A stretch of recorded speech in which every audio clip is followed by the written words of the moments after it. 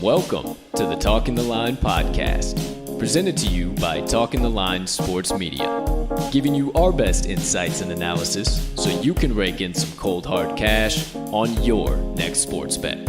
Now sit on back, open up your mind, and let's cash some tickets. We can't thank you enough for joining us. We hope you enjoy.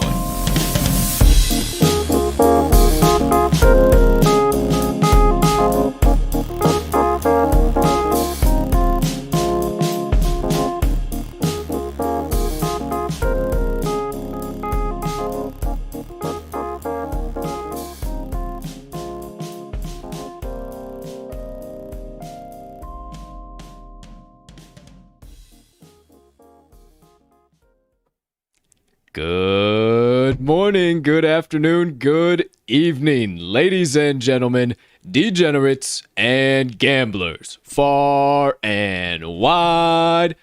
Welcome in to episode number 88 of the Talking the Line podcast. And as always, hey, thank you so much for taking a few moments out of your day to come and kick it with the crew on this beautiful Monday of bets. We missed you guys on Saturday and Sunday. We hope that you missed us too, and we are ready to get back into it on this beautiful MLB Monday.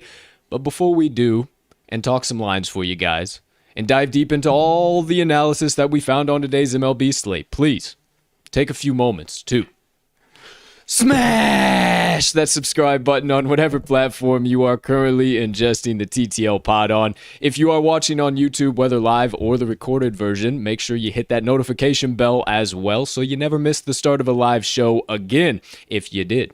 But if you are listening on your favorite podcast directory, make sure you hit that subscribe button there if you haven't already, because we do always release the audio after every live show is over.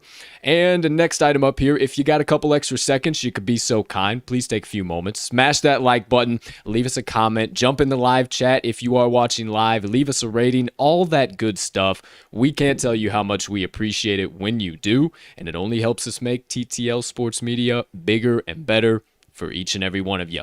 And last but not least, head on over to this episode's description where you can locate the Talking the Line link tree. Within that link tree, you will find the Talking the Line website, newly added, has been live for just about a week now, talkingtheline.com, amongst all of the TTL crew's content, so you can consume all of that however and whenever you please. Ladies and gentlemen, and beautiful gambling people, joining us on today's show, I am your humble host, Colt 45 Soroka. And once again, thank you so much for choosing to stop by episode 88 of the TTL Pod, hang out with me and my partner, smash in some plays, and then after all of that, listen to us banter about all the stuff that happened this weekend. I keep talking about this, partner. I keep talking about the crew. So without further ado, I gotta bring that man in. The co-host of the TTL Pod. You guys know the drill. I lock arm in arm with him every damn day, dive deep into the trenches, and get back to the daily battles with the books. We had a so-so weekend, but we are looking Monday dead in the eye and ready to bankrupt every sports book on the market. So without further ado, ladies and gentlemen, get ready for the man, the myth, the degenerate gambling legend himself, Mr. Riley RMags Magnuson. Partner, how you doing over there today, pal? My man, I could not be much better. It is a fresh week, fresh Monday. I'm feeling pretty damn good. Episode number 88, the Patrick Kane episode, if you will. Hey. Always love when one of our favorite players gets the number on there. I'm weird like that, but little softball winner on Friday night. Kept my 1,000 batting average intact. This guy. MVP, I don't know. This guy. Got the win on the mound. Who knows? Oh, and you were on the bump, too. Can you say Riley Ohtani? Yeah, you can. Oh my days. We might have to discuss that just a little bit in the rants and reactions, see how your whole weekend went there, pal. Myself personally meandered on down to Southern Illinois, back into the sticks where I'm from, went and saw the old fam bam, got some good vibes. I know if some of them are watching right now, hey, love you guys. It was great to see you guys, but I'm back in action, baby, in the Windy City, and boy, oh boy, am I ready for a loaded day.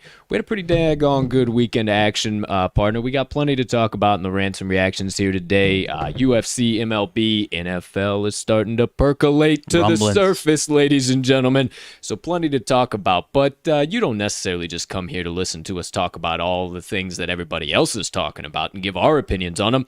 You come here for the stone cold locks.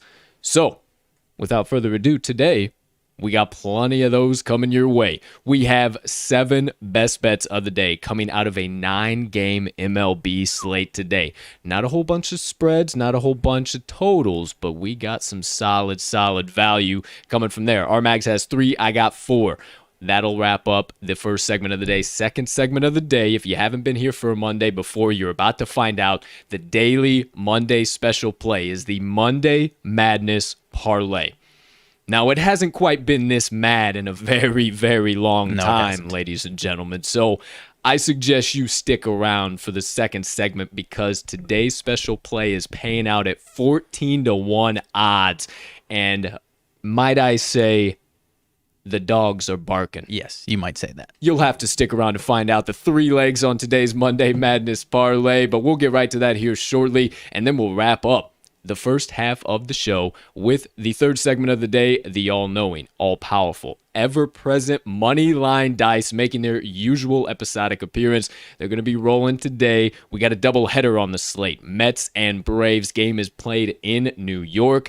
We are not. The Dice are targeting game 1 of this doubleheader between the Mets and Braves, and they're going to let us know their best bets of the evening as well. So that'll wrap up all of the first half of the show. We'll give you all of the analysis, trends, everything going on there as well. Then we'll dive into the aforementioned rants and reactions in the second half of the show. Plenty to discuss from around the world of sports and sports gambling. And then last but certainly not least, got a little motivation minutes for you today. Wrap things up. A little message on protecting your peace of mind, something that's extremely important to me and something that I believe should be extremely important to you as well. So stick around if you want a little extra inspiration, get you on through this Monday.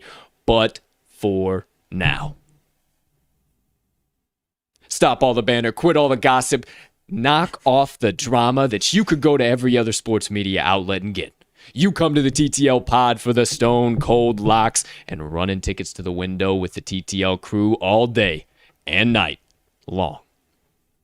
So officially, without further ado, it is really time to get into episode 88 of the TTL Pod. Ladies and gentlemen, get those sports books out on this beautiful July 26, 2021, and get ready for nothing but value. It's time to kick off today's show with the first segment of the day. TTL Crew's best bets of the day from across the board, and you know what the first half of the first segment is. Here we go. My man, my partner, RMags, best bets of the day. Briefly, just a moment ago, told you he's got 3 coming at you. I'm not going to hesitate or delay. You know what he's dropping down. Friday's show, he had a 2-0 day. Told you if he's got 3 picks or less, it is a clean sweep coming. I already have my broom out of the closet and dusted off. I suggest you to too. And last but certainly not least, make sure those sports books are open. Get ready to smash these bad boys in with your ear holes open wide. And partner,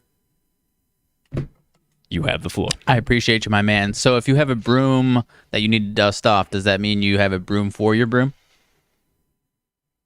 Wow. A broom dusting broom.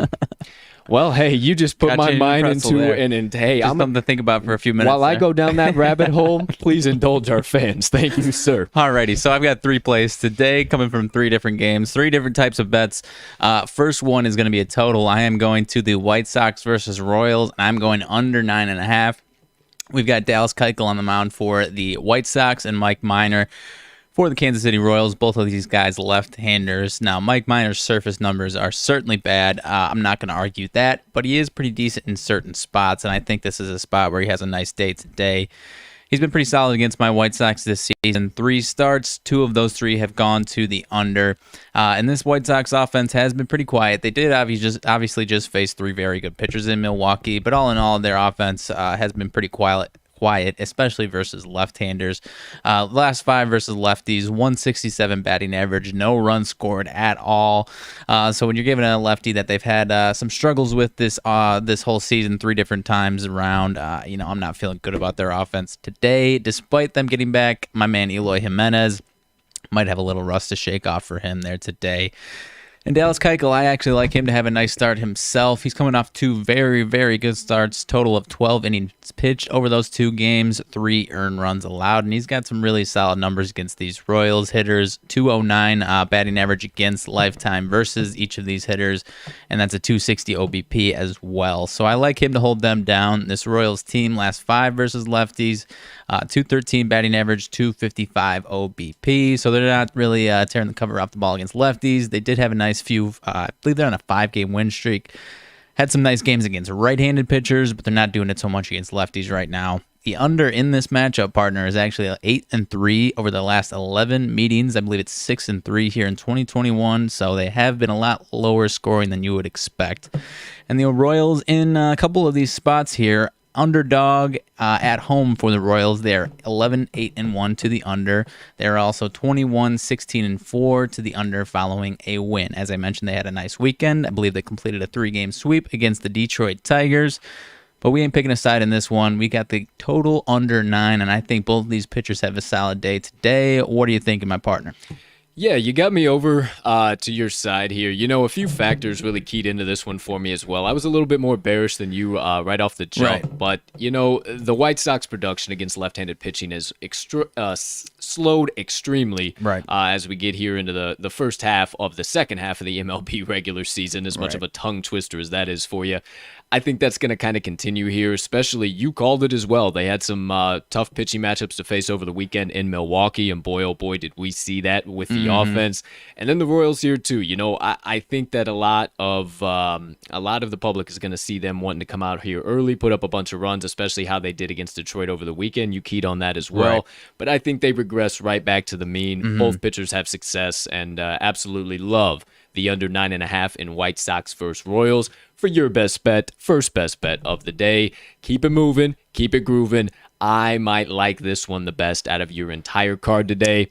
Lay down your second best bet of the day. I think I'm right there with you on this one. I've got a couple plus money parlays coming your way.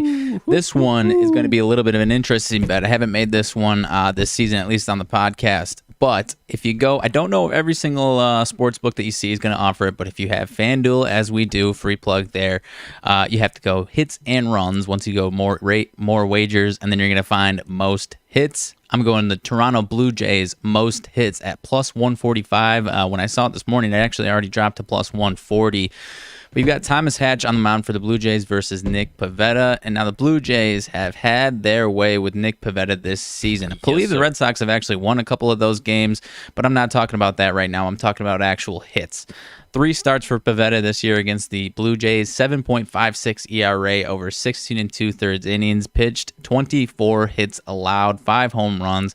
So this offense absolutely beats the cover off of Nick Pivetta. It's a combined 359 batting average this season. This is the only season that they've faced each other, the Blue Jays offense and Pivetta, that is.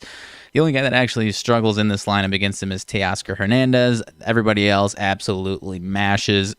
Bo Bichette might be one of my props of the day later on in the day. He's 6 for 9 career, but that's just one guy. Everyone else also has some solid numbers.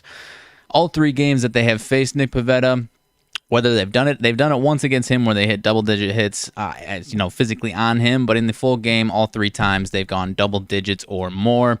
So I like them to do that once again today. And now you've got an unknown guy here for the Blue Jays, Thomas Hatch. He did pitch a little bit last year. He is making his debut today. Last year, he was largely in relief appearances, but it does sound like they're going to be needing him, especially with some doubleheaders coming up out of the starting role. So I think he's going to go a few innings here. Last season, over 26 1/3 innings, he gave up 18 hits, 2.73 ERA, so pretty solid. And what I like there the most is that he kept those hits down. His whip is pretty solid, so that's what I like in this one specifically. But like I said, worked in relief last season, but working for a bigger load here coming up. I like him to have a few solid innings and for that bullpen to kind of, I'm not necessarily calling the Blue Jays a winner here. I'm not saying Blue Jays money line because they're going to torch Pivetta because, I don't know. The Red Sox could hit some long balls today. But that's kind of what the Red Sox offense has been. So I really like the value on this plus money most hits for the Blue Jays. You give me double digits for 3 times against Pivetta, I'm going to call for it a 4th time. And if you're telling me ahead of time that the Blue Jays are going to go double-digit hits, I'm going to take this bet every single time. If you're finding it on a different number and a different sports book, I still like it at whatever plus money number you can find it at. So, like my partner said, this one might be his favorite of my 3. This is definitely my favorite of my 3 here. Blue Jays most hits, partner. Obviously you're with me if you already said it's one of your favorites. Yeah, I got nothing else to say other than Tom Hatch, MLB debut. Absolutely love that. 2021 debut. 2021 debut, at least starting. Looked Right. like he was kind of a bullpen day guy before. Sure. Looks like he's going to be real solid here in the start. You know how I am on those guys. Nonetheless, RMags, second best bet of the day, and both of our favorites off of his card. Toronto Blue Jays, most hits at plus money. Partner, one more to lay down. Let them have it. All right, last one from me. Now, don't turn off the podcast after this one. My partner might have a different type of play that might have you giving the same reaction. But third and final play for me is coming from the Rockies versus Angels. German Marquez versus Shohei Ohtani. I'm taking the Colorado Rockies money line at plus money. This is not about Shohei Ohtani. I'm not saying he's going to come in and get shelled. I'm not saying anything about that. But I do believe it is about German Marquez. The Rockies are 7-2 straight up in his last 9 starts, 2-1 on the road. So kind of define what they've been on the road has Marquez because he has been very, very solid. Those 2-1 on the road starts. That includes a 7-inning pitch, 3-hit shutout at San Diego on July 10th. I think we see something similar from him today. He has been fantastic lately. And this Angels lineup is a combined 5 for 34 lifetime versus him. And the last 5 for the Angels here, 208 batting average versus righties, 246 OBP, 2.81 runs per 9. That should be a little bit higher given the pitching matchups that they have faced over the last week. They've been held under 3 runs to above average pitchers, and they've put up 4 or 5 against some very, very low, below average pitchers. So given the matchups that they've been giving, they should be hitting the ball a lot more. So I even think that 2.81 runs per 9 is inflated based on how they're pitching right now, or hitting right now, excuse me. I mentioned pitching because even if Shohei Ohtani is fantastic, this bullpen has been a little shaky. Last 10, 5.4 ERA, 1.68 whip. So needless to say, I could see this being a, maybe even Angels' first 5. I don't know. I do like the Rockies' first 5+, honestly. But I could see Ohtani being very, very solid and still losing this game. The public, partner, is all over the Angels. 70% of the bets, but 65% of the money on the Rockies. And I'm going to be right in that line as well. I am as well. You know me. I say it time and time again. Said it on this podcast, as a matter of fact. When everybody zigs, I zag. And especially when it's on a plus money parlay like this right now. German Marquez on the mound. I absolutely love him for the Rockies. He's been one of the more dominant arms for that rotation. And, when you see that early money coming in like that and everybody and their dogs within the handicapping world seems to be writing about or taking the Angels, we're going to go ahead and take that opposite side and hammer in the Colorado Rockies money line for RMags' third best bet of the day, which I'm all over. I got nothing else to add, my man. Nothing else to add there. Any other stats, trends, anything come up in relation to your plays, anything in between you need to get off before I keep this show moving on down the road? Nope. Like I said, in my second best bet, I will have my prop of the day back today. Bo Bichette will have some type of action on him, so be on the lookout for that. But other than that, I got nothing else. All right, and if perchance RMags decides to hammer in any other best bets today or any other picks he likes that maybe he didn't like this morning, make sure you follow him on the Action Network app. He is at RMags, all caps. You can follow all of his picks there. And then while we're here, might as well remind you, you can follow mine at cash_with_Colt. And then you can follow all of the best bets of the day from every single episode of the TTL Pod at Talking the Line on the Action Network app. You can also see all of the best bets, even more, and actually live bet from our website and see live lines and odds from multiple different sports books right on our website. So go to talkingtheline.com as well so you can see all of them there. But let's keep the show moving, ladies and gentlemen, into the second half of the first segment of the day. My best bets of the day. Now, I told you at the top of the show, if you weren't around, I got 4 coming at you. Now, I do have 2 coming out of one game, and it is also a serious plus money parlay. Now, before I do, need a little high quality H2O. Get me hydrated for this absolute killer session I'm about to go on of analysis. Did you get your, broom for your broom thing figured out there? Not a chance. Oh, okay. So with my first best bet of the day, I'm headed on over to the matchup between the Washington Nationals and the Philadelphia Phillies. Starting this card, and I am taking the Philadelphia Phillies money line. Now, a couple key reasons. One thing that comes down to it is that the Phillies are only 4 games back right now in second place in the NL East, and the Nats are 8 games back in 4th place. They can't afford any type of a loss right now if they want to gain any type of ground on the Mets. So they got to get this win done here, and they got to have a very, very solid series against the Nationals, which I think they do.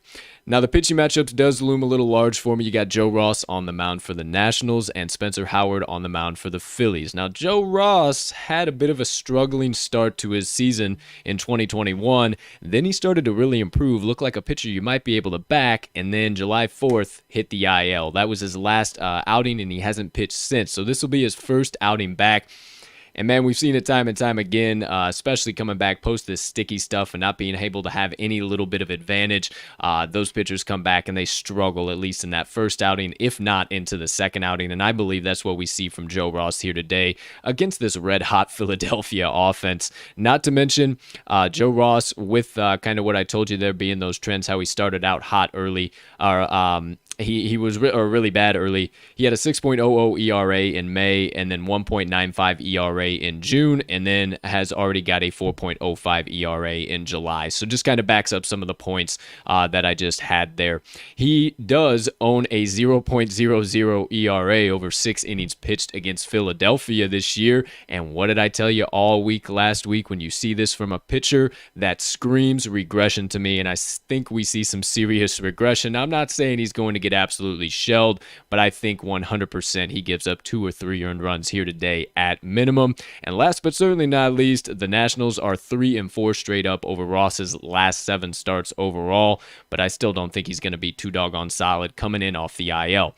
Now for Spencer Howard for the Phillies, he's taken the bump for them, and he's actually been much, much better than his top line numbers would indicate. He's allowed 2 earned runs or less in 8 out of his last 10 starts, and he does have a very small sample size against Washington, but they haven't had any type of success against him as of late. He only went 2 1/3 innings pitched, 1 hit, no earned runs, 2 Ks, 2 walks, and that was back on June the 5th. So I like him. He's improved a little bit more since then. I like him to improve even more against this Washington team. Might even go 3, 4, 5 here today. I think that's where they need to depend on him, and I think that'll help them get this win here today once we switch on over to the bullpen. Now, as far as some trends to wrap this play up, it's a dead even split between these two teams this year, 4-4 in the 8 games played in 2021. However, the Nationals are 3-7 in the last 10 games played in Philadelphia. They are also 18-28 straight up as an away team and 11-22 straight up as an away underdog. As for the Phillies, they are 29-19 as a home team and 18-12 as a home favorite. Philadelphia is also 5-1 in Howard's last 6 starts overall versus the National League East, and Washington is kind of bad in this spot. 21-36 as an underdog. They're also 3-9 straight up over their last 12 games overall.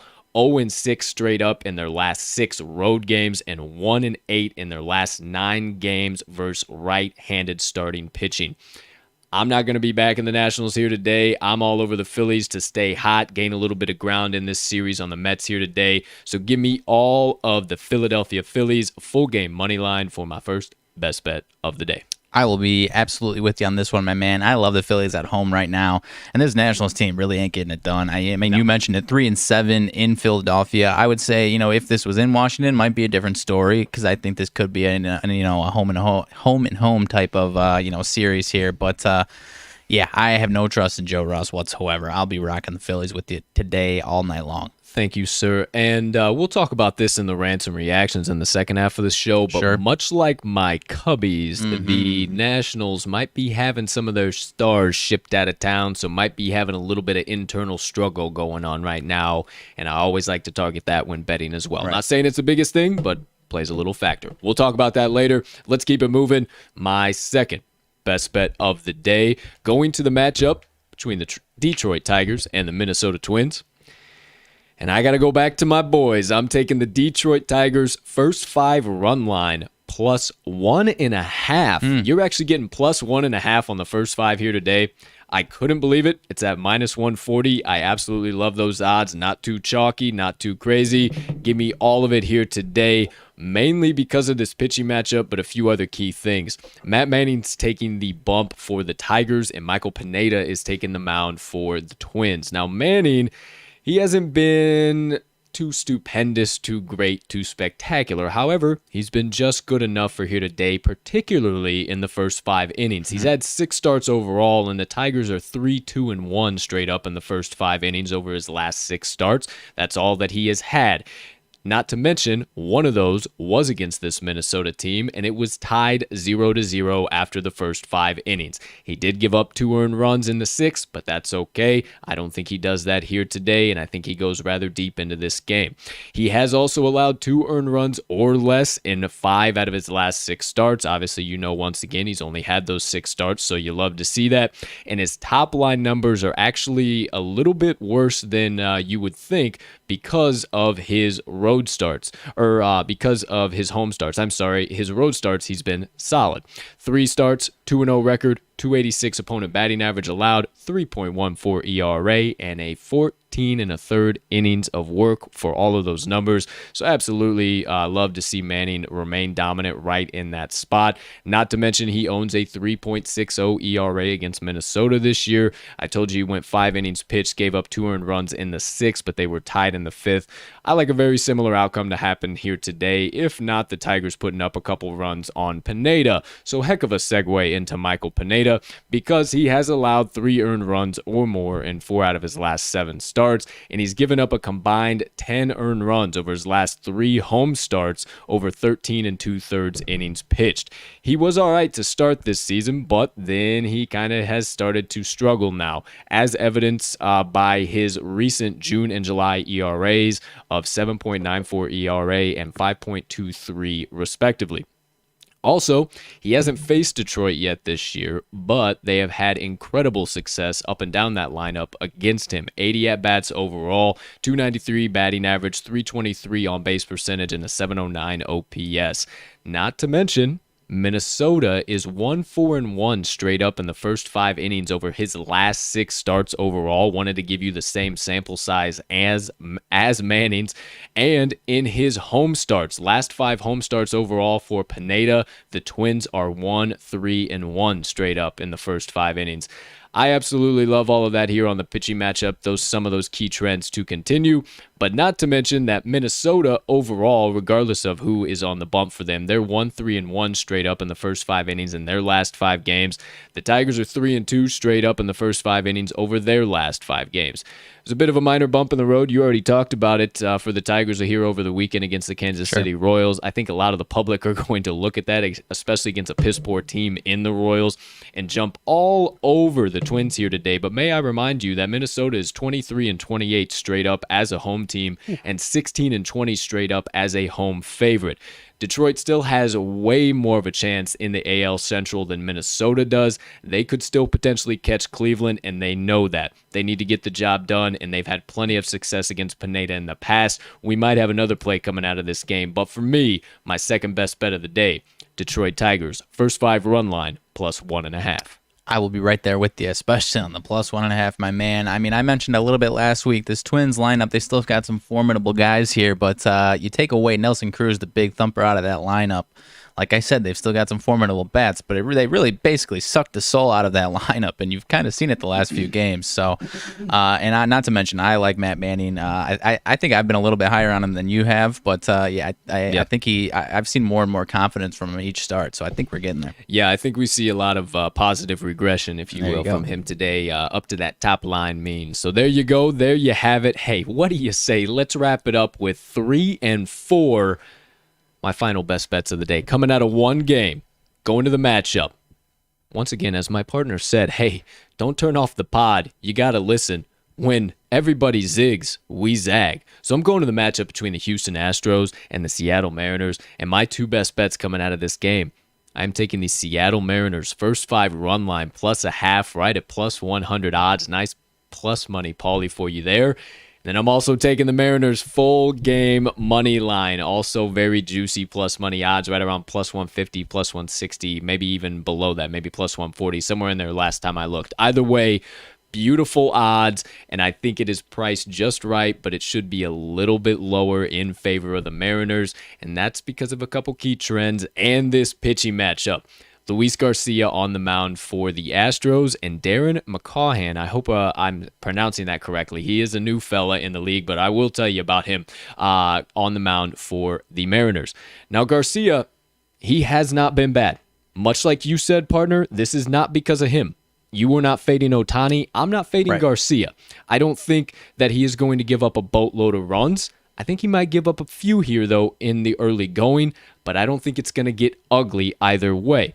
He has had a little bit more struggles on the road than at home, which is why I say this. 2.24 ERA at home compared to a 3.86 on the road. He is still a rookie, and he owns a 1.80 ERA versus Seattle this year. I keep telling you, regression, regression, regression. However, let me tell you about that 1.80 ERA over 5 innings pitched. That was back on April the 29th when the Mariners were a completely different team. And the Mariners won that game 1-0. Interesting. And they won the first 5 innings 1-0. Interesting. You tend to wonder who gave up that 1 run? Mr. Garcia. So is it going to be a very similar trend here today and play out very similarly? I think so. But if you don't believe me, let me tell you a little bit why I think Darren McCaughan's going to be pretty top-notch here today. He has made 1 appearance so far, and he made his first appearance against Colorado back on July 21st. He came in the 2nd inning after Middleton, who I don't know too much about either. He's one of the new guys there for Seattle as well. But he came in the 2nd and went 5 innings after that. He gave up 0 hits, 1 earned run, and 3 walks.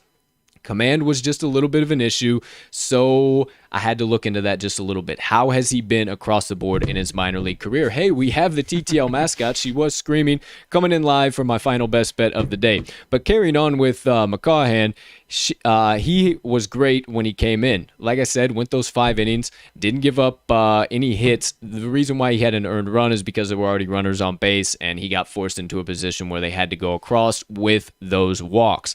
However, he has not been a very walk-prone pitcher over the course of his minor league career. He had 4 years in the minors so far, and he's got a 3.75 ERA, so a little bit higher than you would like to see.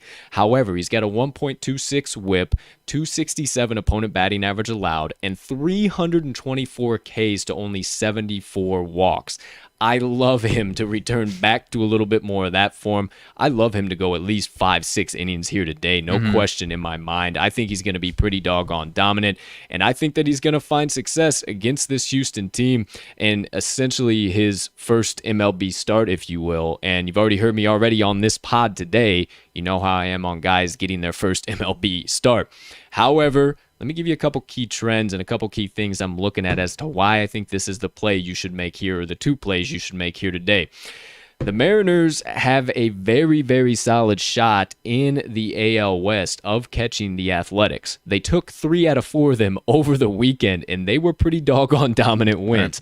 It wasn't any fluky wins. They are a good team, and they have a serious shot.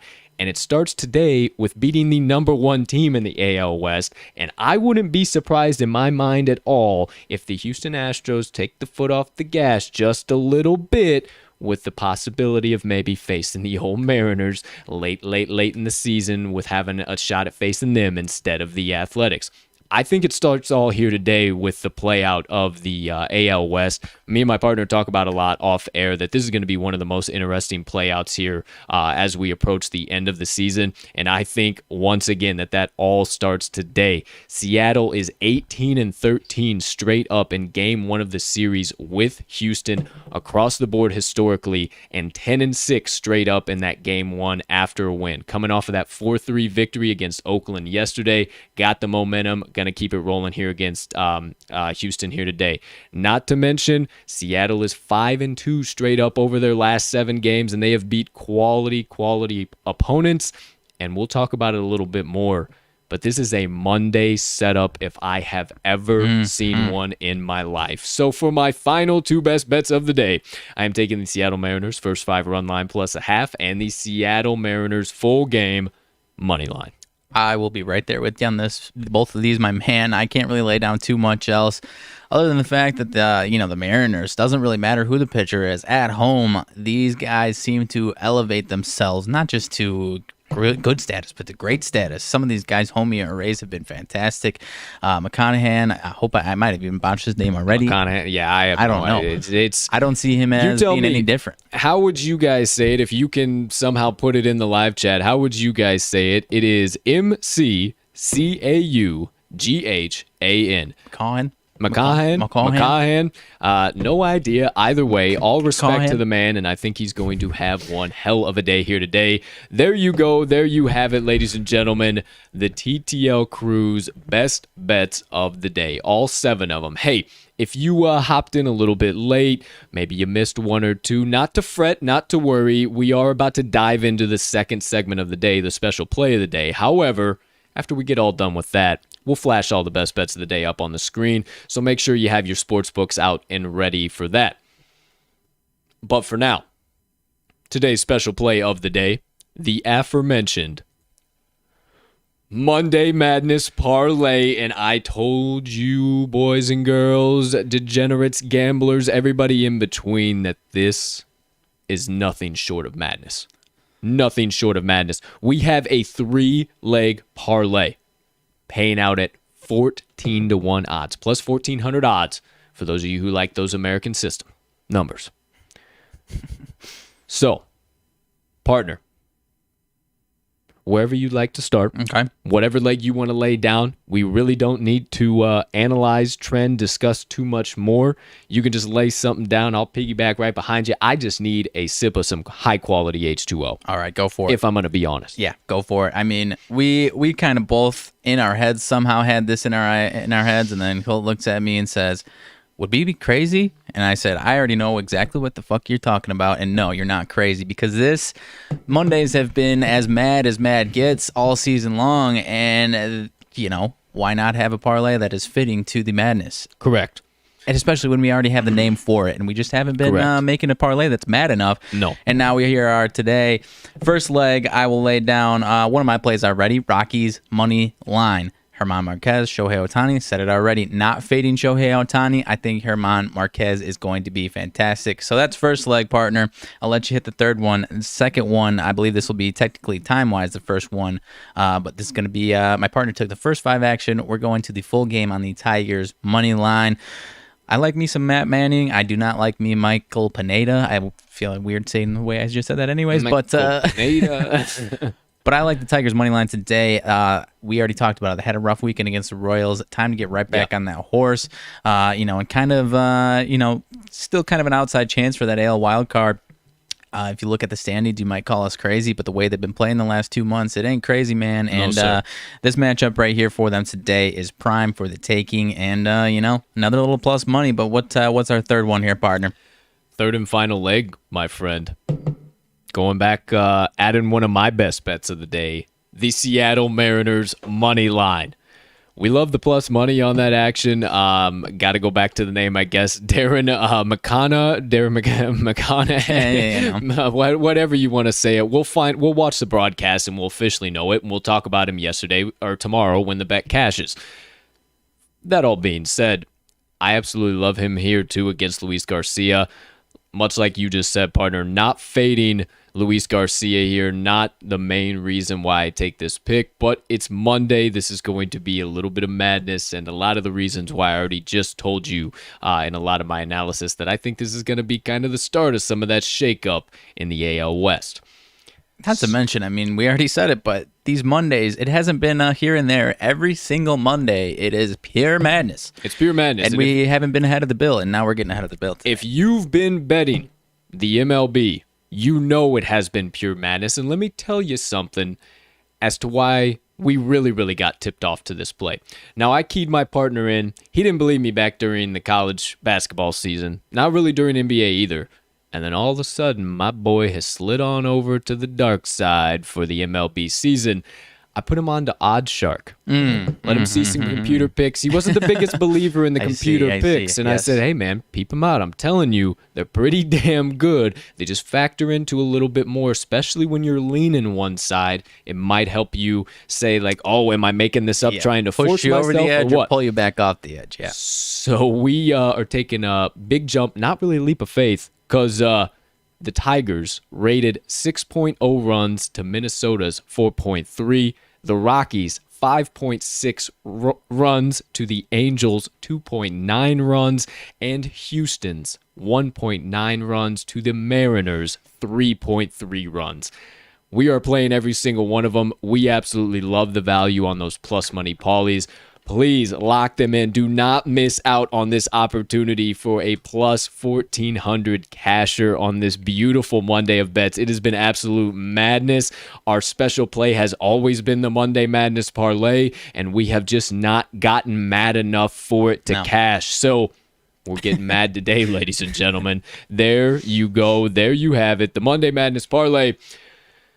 But if you missed any of that nonsense, if you happen to potentially miss any of the best bets, as I just said a little bit ago, any of the analysis trends, hey, let's flash those bad boys up on the screen, talk about them one more time so you guys can get ready to run to the pay window with the TTL crew this evening. Now, without further ado, live on your screen on this beautiful July 26, 2021, so you don't have to check your calendar. Ladies and gentlemen, degenerates, gamblers far and wide, the TTL crew's best bets of the day are on your screen. First things first, left side of your screen, as always, RMags best bets. He's got 3 of them coming at you. First one, he's taking the White Sox versus Royals under 9.5 runs. The Toronto Blue Jays most hits in the game versus the Boston Red Sox. That is potentially exclusive only to FanDuel. It might be on other books. If you go there, go to hits lines, hits, most hits. You will see it the first drop down box that you can see there. So there you go, Blue Jays most hits. And then his third and final best bet, Colorado Rockies full game money line.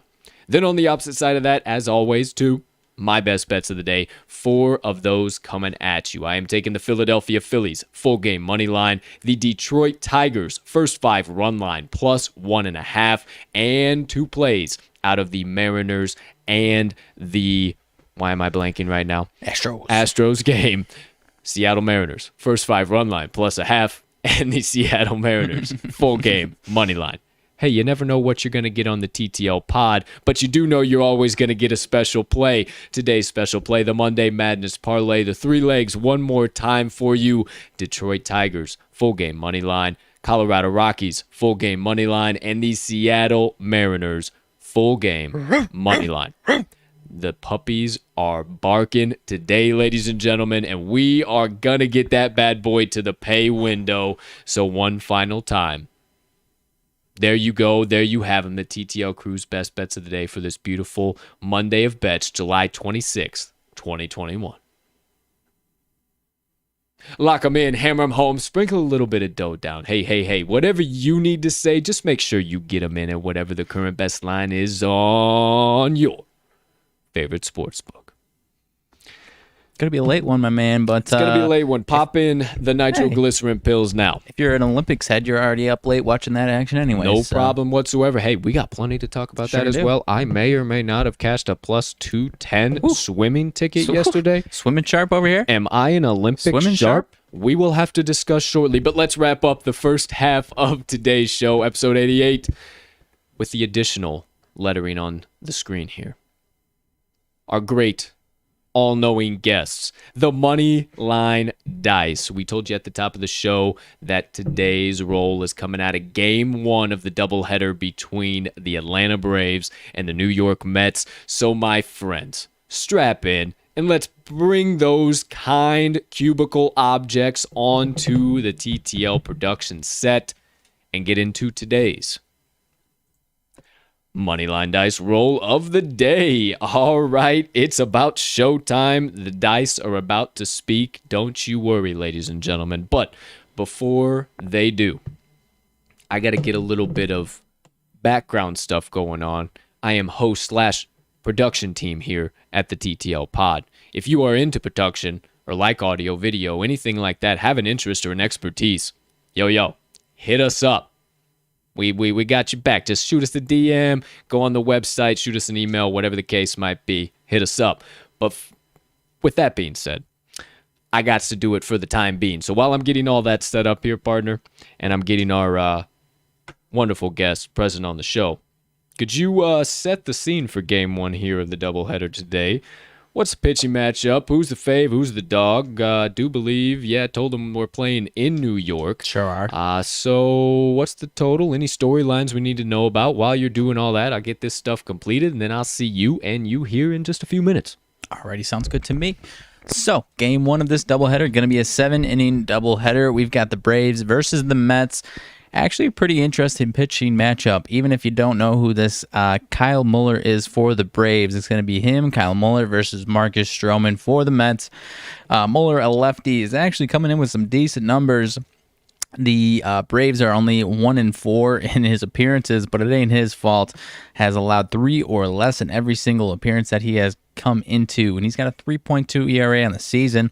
Actually faced the Mets in Citi Field back in June 21st. Went 4 innings, no hits, 1 earned run, had a couple of walks there, but has been pretty solid. It's been facing some solid lineups and has been getting the job done. Went 5 innings, 1 hit, no runs versus the Reds a couple weeks ago, and last week actually 4 innings, 2 hits, 1 earned run to the Padres. So the Braves haven't been winning his starts by any means, but it hasn't been his fault. He has been pretty good.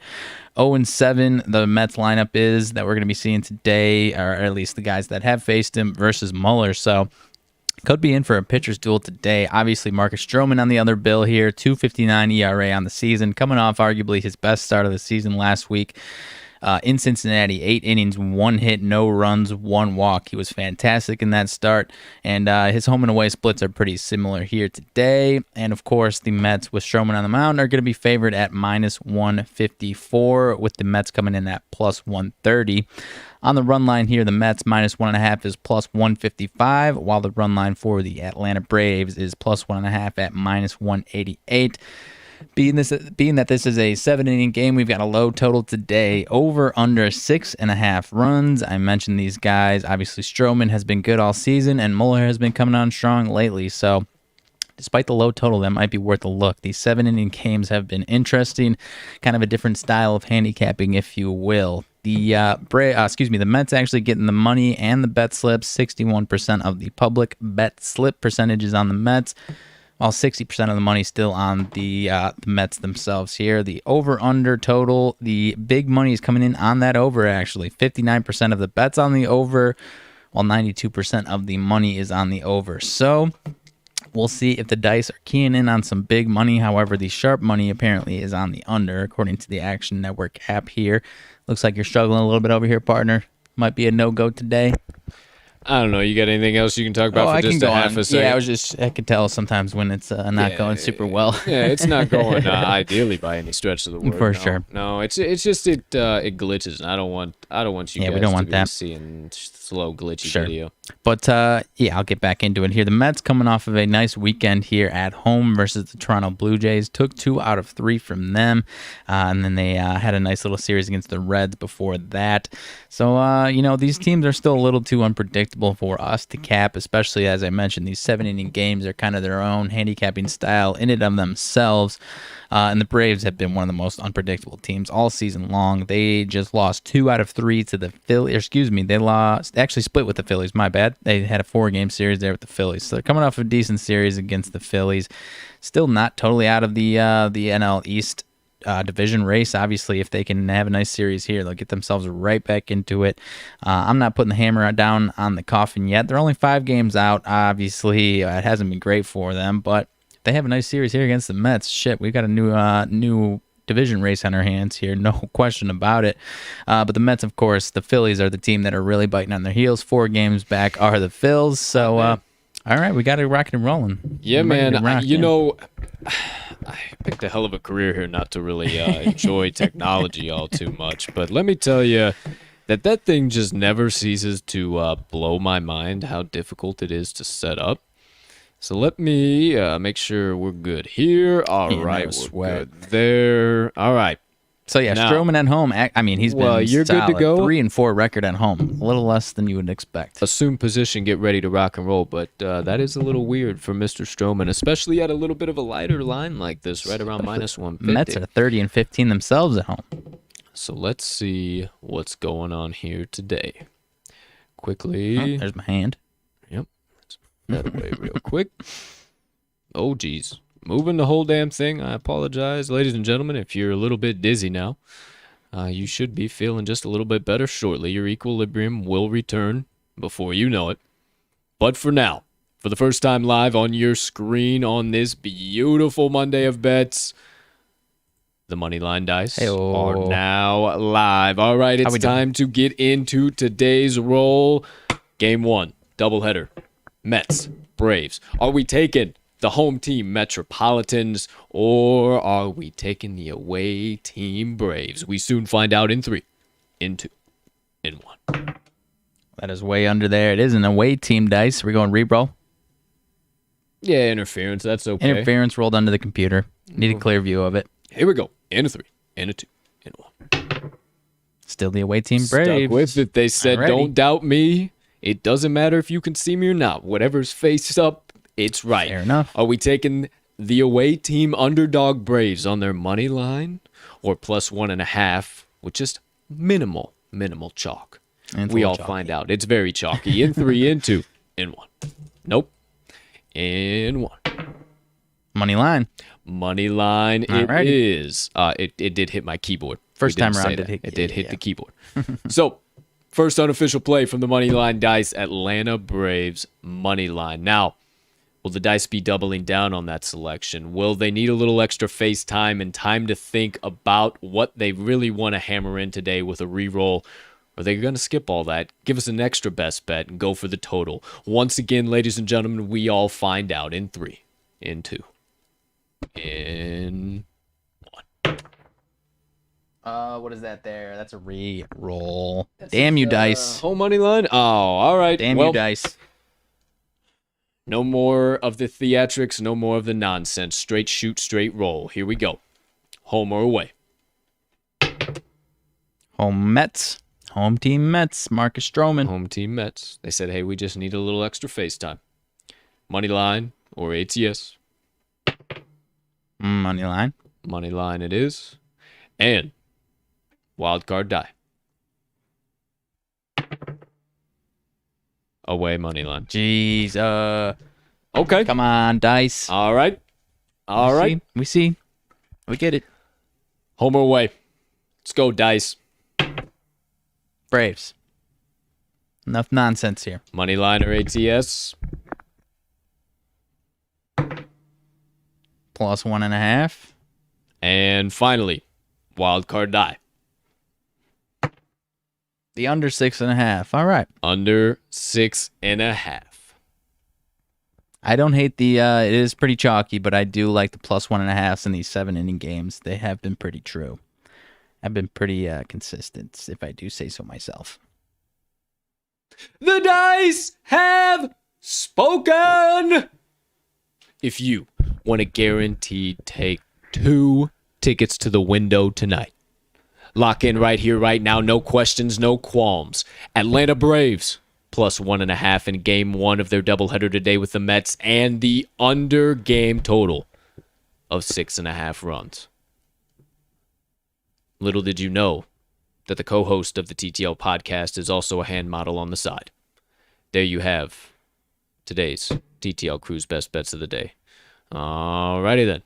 Away they go. Away my hand goes, unfortunately. Now, not the TTL Crew's best bets of the day. That's the Moneyline Dice best bets of the day. If you didn't see them live, you're good on there. If you didn't see them live, if you are watching, whatever the case might be, one final time for the 2 best bets coming from the Moneyline Dice today. Atlanta Braves plus 1.5 and the under game total 6.5 runs. Make sure you lock all those in at whatever the best line is on your favorite sports book, and make sure it's for game 1 of the doubleheader. Game 1. Also, gonna have to redo that. Oh boy. If you want your own set of Moneyline Dice, now that I have to redo my carrying case. If you want your own set, hey, we make it super easy for you. You've been seeing us roll for a while. Wanted to get your own set, don't know how to. Hey, we make it super, super easy for you. 2 ways. If you're perusing around the talkingtheline.com website, you can go to our partners page. You'll see their logo right there with a little bit of instructions below it. You can click right on that logo, follow the instructions, make it nice and easy, get a 10% discount off when you order. Make it all nice and easy to get your Moneyline Dice. Or, while you're also in this episode's description checking out the link tree, you can see the second link down there is the MoneylineDice.com website. We toss the offer code down here in this episode's description as well. Code TTL10, TTL10 will get you 10% off your first order on MoneylineDice.com, so you can start rolling with the crew, get your own doggone set, start meeting us at the window with the all-knowing, ever-present, all-powerful cubicle objects that they call the Moneyline Dice. Thank you, Dice. Thank you, Dice. And that does it for today's Moneyline Dice roll of the day. Quickly, I wrap everything up, and we look good to go. All right, let me make sure one final time that we are all set on the production front, because we're about to get hot and heavy for about the next half hour or so, somewhere in between there. So looks like we are good to go here, my friend. I'm ready to rock, man. So without further ado, that does it for the first half of today's show. You got the TTL Crew's 7 best bets of the day, the Monday Madness Parlay. Oh boy, is that bad boy mad. And now the Moneyline Dice have told you what you need to play. The Braves plus 1.5 and the under 6.5 runs in game 1. That's it. No more best bets, no more trends, no more analysis. Well, sort of, kind of. But at least in the locking in variety for today. That's it. First half of the show is a wrap. If you're one of the kind, degenerate pals of the TTL crew that just stops by to get our best bets and analysis and then skates on out of here to get the rest of your day started, hey, we don't blame you. We understand. Busy, but this is our lives. We got to dive back into more sports. So, that being said, if you are headed out of here, have a spectacular rest of your Monday, unless you have other plans, as always. But don't stay away too long. Make sure you come on around the bend for tomorrow's show, Tuesday, July 27th, 2021, episode 89. You know the drill. We need your help bankrupting these sports books, one play at a time. So we'll see y'all later. Peace and love. But for the rest of you sticking around for the second half of episode 88, the hot and heavy is about to commence. The nonsense is about to come forth. More banter than we can possibly explain in under an hour is about to come your way. That definitely made sense. Nothing makes sense on the second half of the TTL pod. So without further ado, it's time to get into that second half. Today's Rants and Reactions. Partner, first things first, my friend. Let's go back up to the top here of the show where we kick things off at Riley Ohtani. On the bump, friend. 100 from the plate. Tell us about it. What's going on out there? 1,000 from the plate. I would call it, a little bit of maybe like Tim Anderson hitting mixed with Shohei's pitching. Because I'm not hitting the bombs. I'm not hitting them, 500 feet. I'm just setting the table, man. I'm driving in runs. I'm getting on base. And, I'm doing it every single time. I'm honestly shocked. This is the second time I've played softball. The first time around was not good. I played baseball growing up, but first time a softball around a few years ago was not good at all, pitching or hitting. But I don't know what's going on, but, You're just so locked into the man. day-to-day games going on that just kind of some of that athletic ability is rubbing off onto you. Yeah, I mean, that's fair. And a couple beers every time out might be the right concoction. Who knows, Don't man? call it Bush League, pal. He's out here having games. So was drinking Bush, so call it Bush League if you want. Call it Bush League if you want. But hey, either way, catch old RMags pimping some bombs on Lakeshore Drive. Sure am. Somewhere in the Windy City near you. But hey, myself too. Got out, escaped into the country. Sure did. Talk about a different way of living. Mm-hmm. Absolutely love my parents, my family, everybody that lives down there to death. But the internet sucks, my friend. I apologize, but the internet sucks. Yeah. I posted a video on Saturday morning that took me a little over 2 hours to post. Well, the whole story behind it, I post the doggone thing. Right. Then I hop in the shower. Well, between me hopping in the shower, I disconnected from the internet card and got onto regular LTE, whatever. Mm-hmm. Well, that regular data is so bad out there, it reset the whole thing. So I get out of the shower, it's still loading. I reset it. It connects back to the Wi-Fi, so it resets the whole thing again. Oh, jeez. I get out to the camper where I was staying, go out there, the Wi-Fi connection interrupts again. So I had to reset this this video about 10 times, and then finally it posts about 5 minutes before I was ready to post other stuff. Yeah. So, hey, quite... That's the way she goes. Hey, no problems, though. Absolutely loved getting out. It's always good getting escape into the country. You guys might not know, but from a little town of 1,300 people, probably about as big as some of your high schools out there. So, or maybe... Pretty close. Maybe even your high school graduating class, for crying out loud. So, hey, that's where I come from. But let's get into what's going on here on the world of sports gambling, what's happening from this past weekend, and what are we seeing here in the week ahead. Well, first things first, partner, you typically update us on this, so we'll see what type of thoughts you have here coming in from the 3M Open, closing out the weekend. We had the champion, Cam Champ. How about that? Cam Champ getting a big major win here for himself. And wouldn't you know it, my man Louis Oosthuizen finds himself in second place again. Are we going to start seeing Louis in the same light that we saw Tony for the last few years, and we're just going to be seeing Louis right in those second place spots and never be able to really get over the hump? I don't know, man. Or what in the world's going on here? Because this feels now like, to me, I'd have to go back and look, but this feels like now to me, this 5 or 6 in a row here, podium finishes and not getting over the hump. Yeah, I don't know, my man. It has to feel like he gets over that hump eventually, but I think you're right. We might just continue seeing him here in the top 5 week in and week out. Maybe not every single week, but obviously you could think of worse ways to spend your weekend, and tweeted that out yesterday, than making probably upwards of 600 plus K on these finishes. I'm sure you could find some worse ways to spend your time. Sure. Yeah, man, everyone loves Louis, so it sucks to see him coming up short every single time around. I'll be honest, especially on Sunday, I kind of lost track of this one. I was watching some Olympics, watching a lot of baseball, so lost track of this one a little bit, but I hope Louis gets up there, man. He's a likable dude. Yeah, honestly, and he's kind of taken that Tony Finau role, because Tony Finau he fell off the face of the earth. I don't know what happened to him. I'd rather be Louis finishing second than Tony finishing where, I don't even know where he's finishing. Not in the top 10, that's for sure.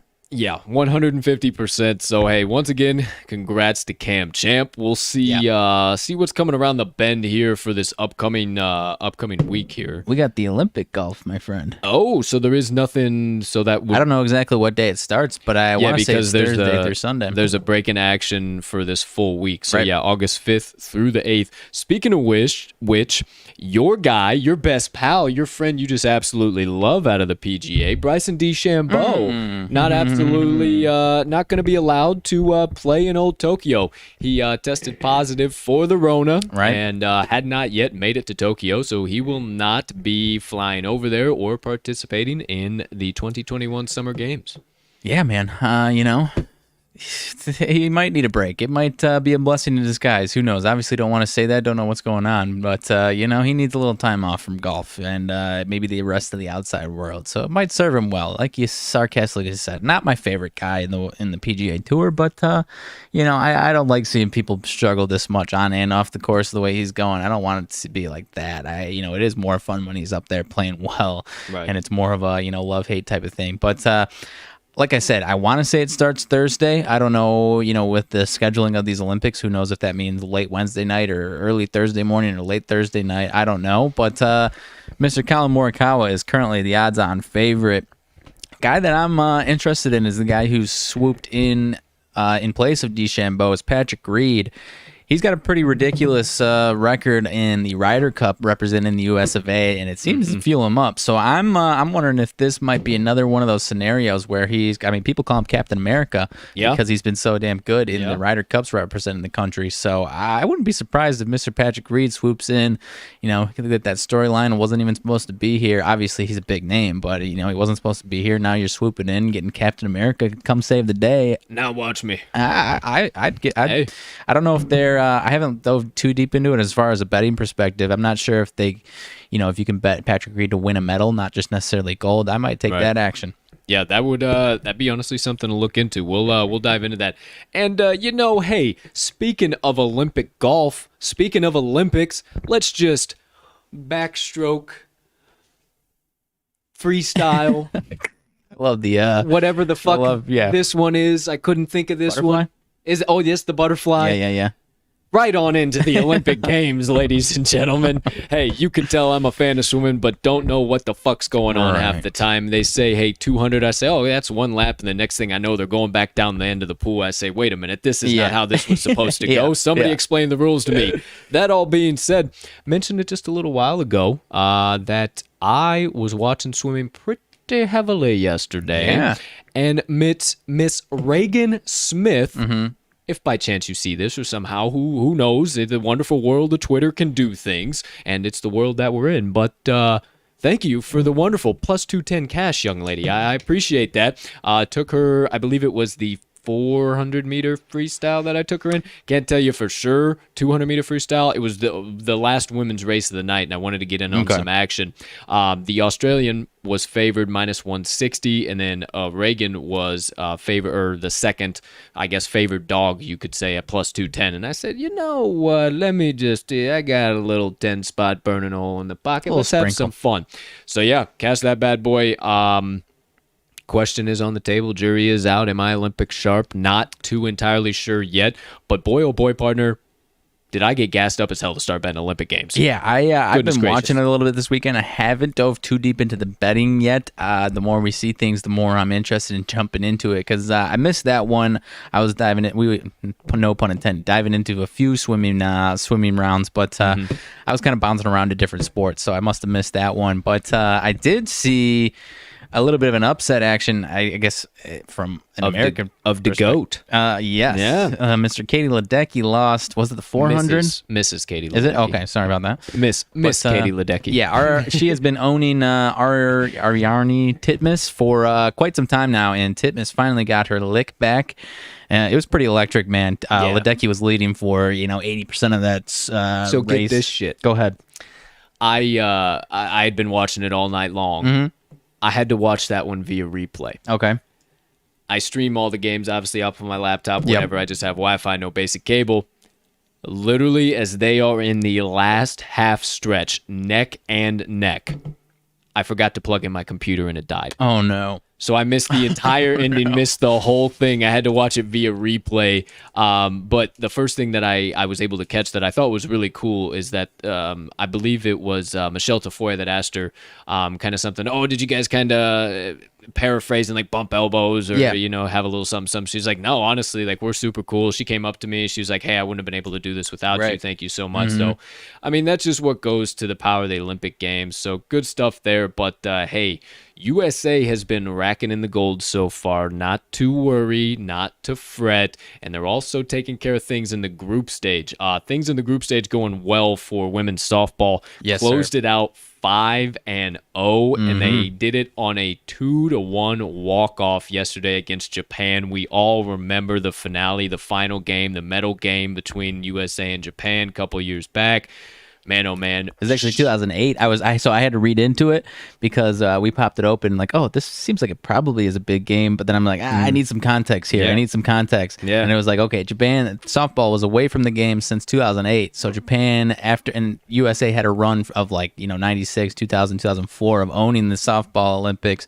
And then Japan's been the reigning champ for 13 years. Yeah, they've been turning And up. I said, okay, so both these teams are already in the gold medal game, but this is like home and away type stuff. So, Right. not the end of the world if we lose here, but, obviously want to get home field advantage. But they had a couple walk-offs, actually. I think it was Saturday night, either Saturday or Sunday, they walked off against Australia. So I believe it might be early tomorrow morning, the gold medal match, which I wish it was tonight. Yeah. Because, I'm not trying to wake up at 6 a.m. We did talk about that. Like, are we going to have to... And it's pretty cool. Most of them, like, hey, we're watching baseball late anyway. Right. That's kind of when... Prime time, That's kind of... It's on during our prime time, which is pretty doggone cool.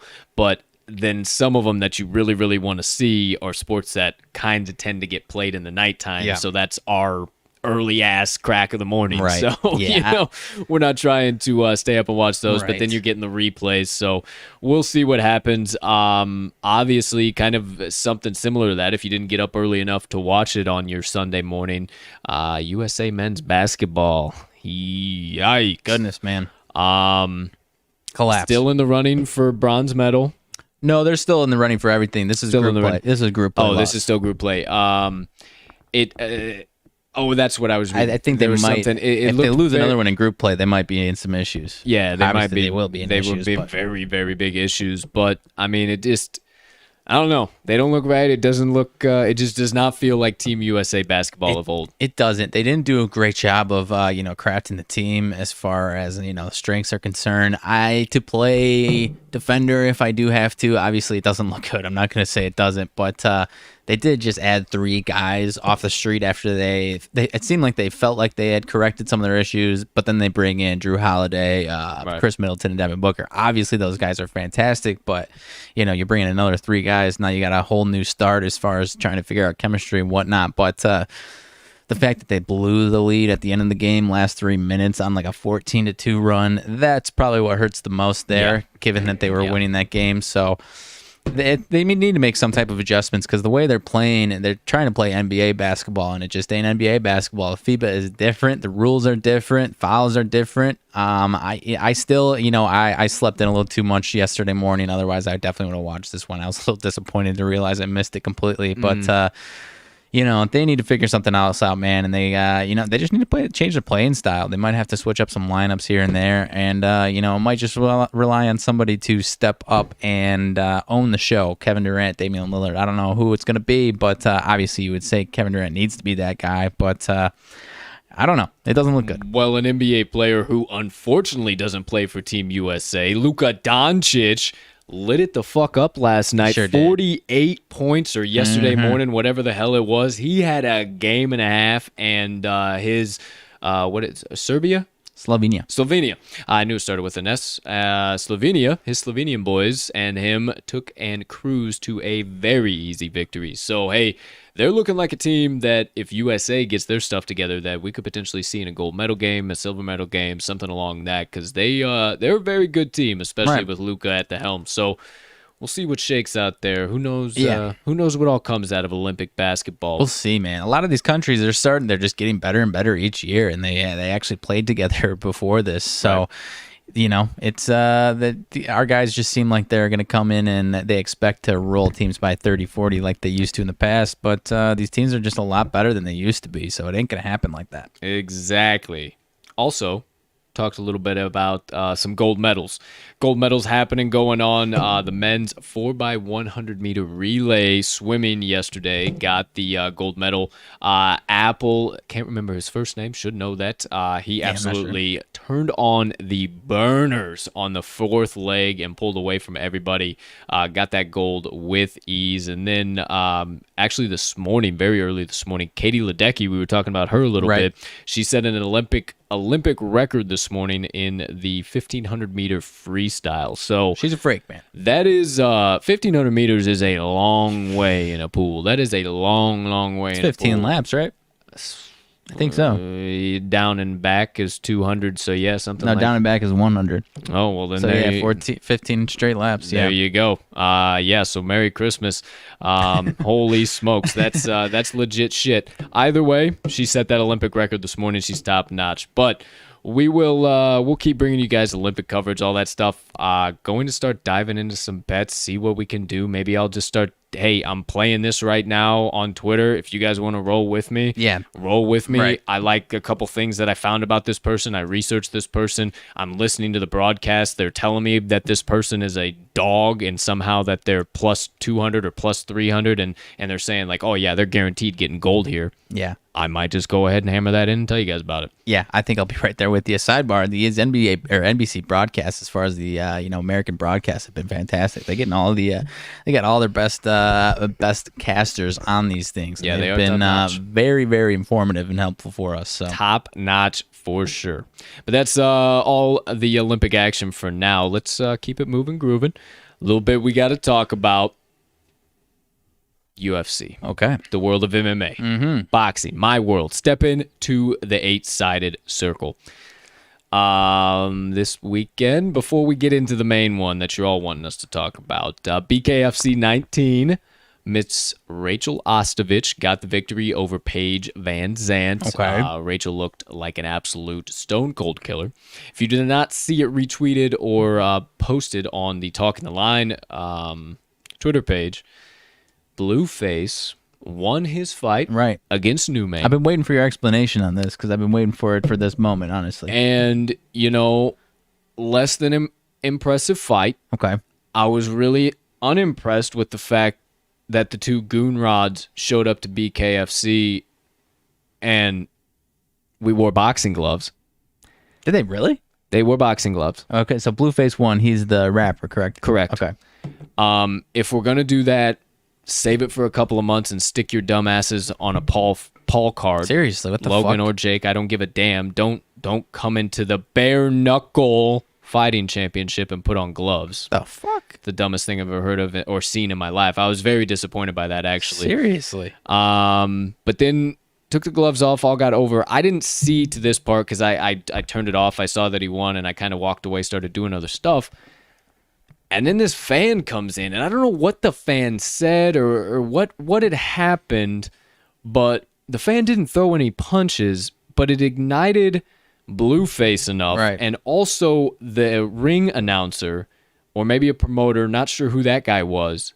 The promoter was like, you could see him mouth, "Hey, what the hell?" And instantly Blueface threw a punch at him.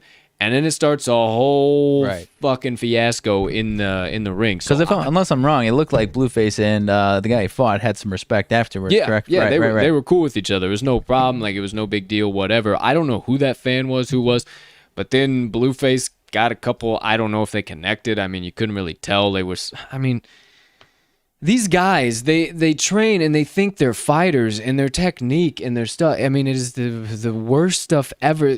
Please throw a punch at me like this. Please, just please go right on ahead. I want you to be standing back here and do this. Just please. That's all I ask. And that's kind of the punches he was throwing at that fan. So I don't know if they were connecting or not, but I mean, it's a shit show with these guys, dude. This is why I have a problem with these like exhibition, these pay-per-view fights, these TikTokers, these YouTubers, this shit. I mean, they all want a slice of the pie because they see the payday and cool. Hey, grind. I get the grind. We're part of the grind too. We're part of that game. I get that. You see a payday. You're going to work towards that. You're going to see how to go get that. Hey, go get your money. I'm not saying that, but I don't know, man. Like it's just taking so much of the art out of it, so much of the discipline, attitude, respect, the three pillars that the martial arts are built on. It just, I don't know. It seems like we just have to, as the public, just have to stop buying into these types of things, literally and figuratively. And it's hard not to, man. I didn't know either of these guys, but in general, even the exhibition ones, I'm still like, all right, well, what if something crazy happens and I don't see it? Like, right. I don't want any FOMO on this type of stuff. 100%. And I'm the same way. Right, but yeah, exactly. It makes me so doggone mad. I know. And I'm friggin' old man yelling at cloud because then my happy ass still freaking streams it anyway. So it's like, what the hell difference does it make? But I mean, I don't know. This stuff is goofy as all get out. I thought the fight was stupid. I thought it made no sense, but whatever. There you go. There you have it. BKFC 19. There were a couple other good scraps on the card. Nice. No other cards that required boxing gloves, so there was actually some really good scraps overall. I can't believe that. Stupid as hell. But into the real one that really matters, the big one. UFC Fight Night, Sandhagen versus Dillashaw. And boys and girls, if you're a UFC fan, you've heard it time and time again. You've heard me say it on this show time and time again. Never leave it in the hands of the judges. Right. I don't care who you are, where you're at. I've seen fights like that play out time and time again. And that's just how it happens. And what I thought would be very interesting for to kick off the UFC segment here, at least the fight night, would be to take a look at those judges' scorecards. Go ahead. Are we talking the main event, or it was honestly the full card too? Well, that too, but also Sandhagen versus Dillashaw. Uh-huh. So myself personally, I had Sandhagen 3-2, no question. Yep. I thought that definitely TJ won round 1, and I thought that he won round 3. I just thought he was very powerful in those rounds. I thought he was getting the better of some of the exchanges. I thought that was pretty doggone accurate, as well as did most of the entire world. Right. Go ahead. Now, we've mentioned it as far as title fights are concerned, and obviously this wasn't a title fight, but when you have somebody, at least of the name that Dillashaw has for the general public, is it kind of that same type of feel as far as if it's too close to call, do you give it to, and like I said, this isn't a title fight, but in title fights we say, you have to bona fide beat the champ.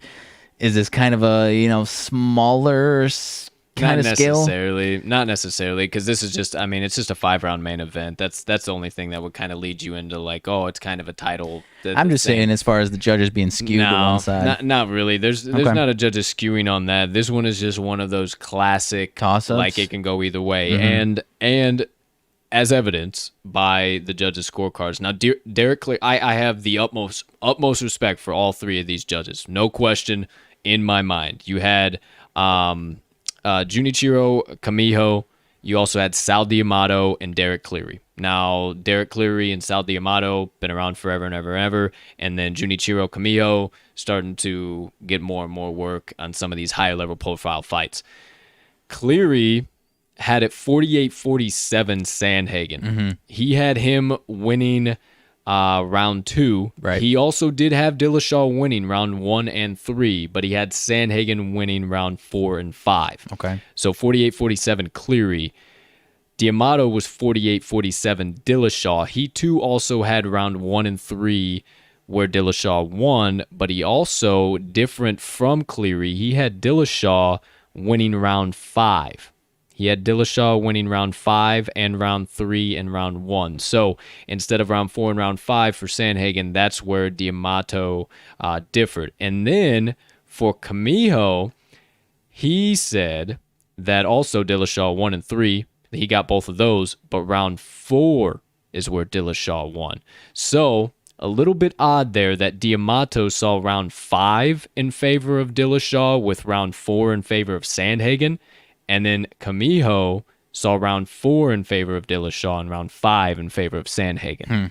So very, very bizarre. And then you have Derek Cleary 10-9, 10-9, Sandhagen, right, round 4 and round 5. So very interesting. Very, very interesting. Now across the board, you can go and you can do your own judging and stuff on different websites all across the board. So it was 9.83 to 9.81 Dillashaw in round 1, 9.94 to 9 even Sandhagen in round 2, 9.85 to 9.16 Dillashaw in round 3, and then Sandhagen got round 4 and round 5 and got the final score, but he only got the final score by a 1/10 of a percentage point. He won the fight 47.56 to 47.46 per the world. So, I mean, the world was pretty much where I'm at. Dillashaw round 1 and 3, and then Sandhagen 2, 4, and 5. But apparently that's not how old Kumiho and old Mr. Sal D'Amato saw it. And, it was interesting. It was a hell of a fight. It was a hell of a scrap. It was a fight fans fight. Yeah. If you had Sandhagen, obviously tough loss, tough to have it. But, man, oh, man, it was a fight and a half. That entire card, once again, another fight night that does not disappoint whatsoever. Not. I mean, goodness gracious, all Friday. You had that fight with, oh my gosh, I've just opened up the ESPN app and I forgot that we have Uriah Hall versus Sean Strickland coming up this weekend. And oh my days, am I so excited to get into that one as well. But Kyler Phillips versus Howlin' Paiva, I looked you dead in the eyes and I said, hashtag don't bet against Brazilians.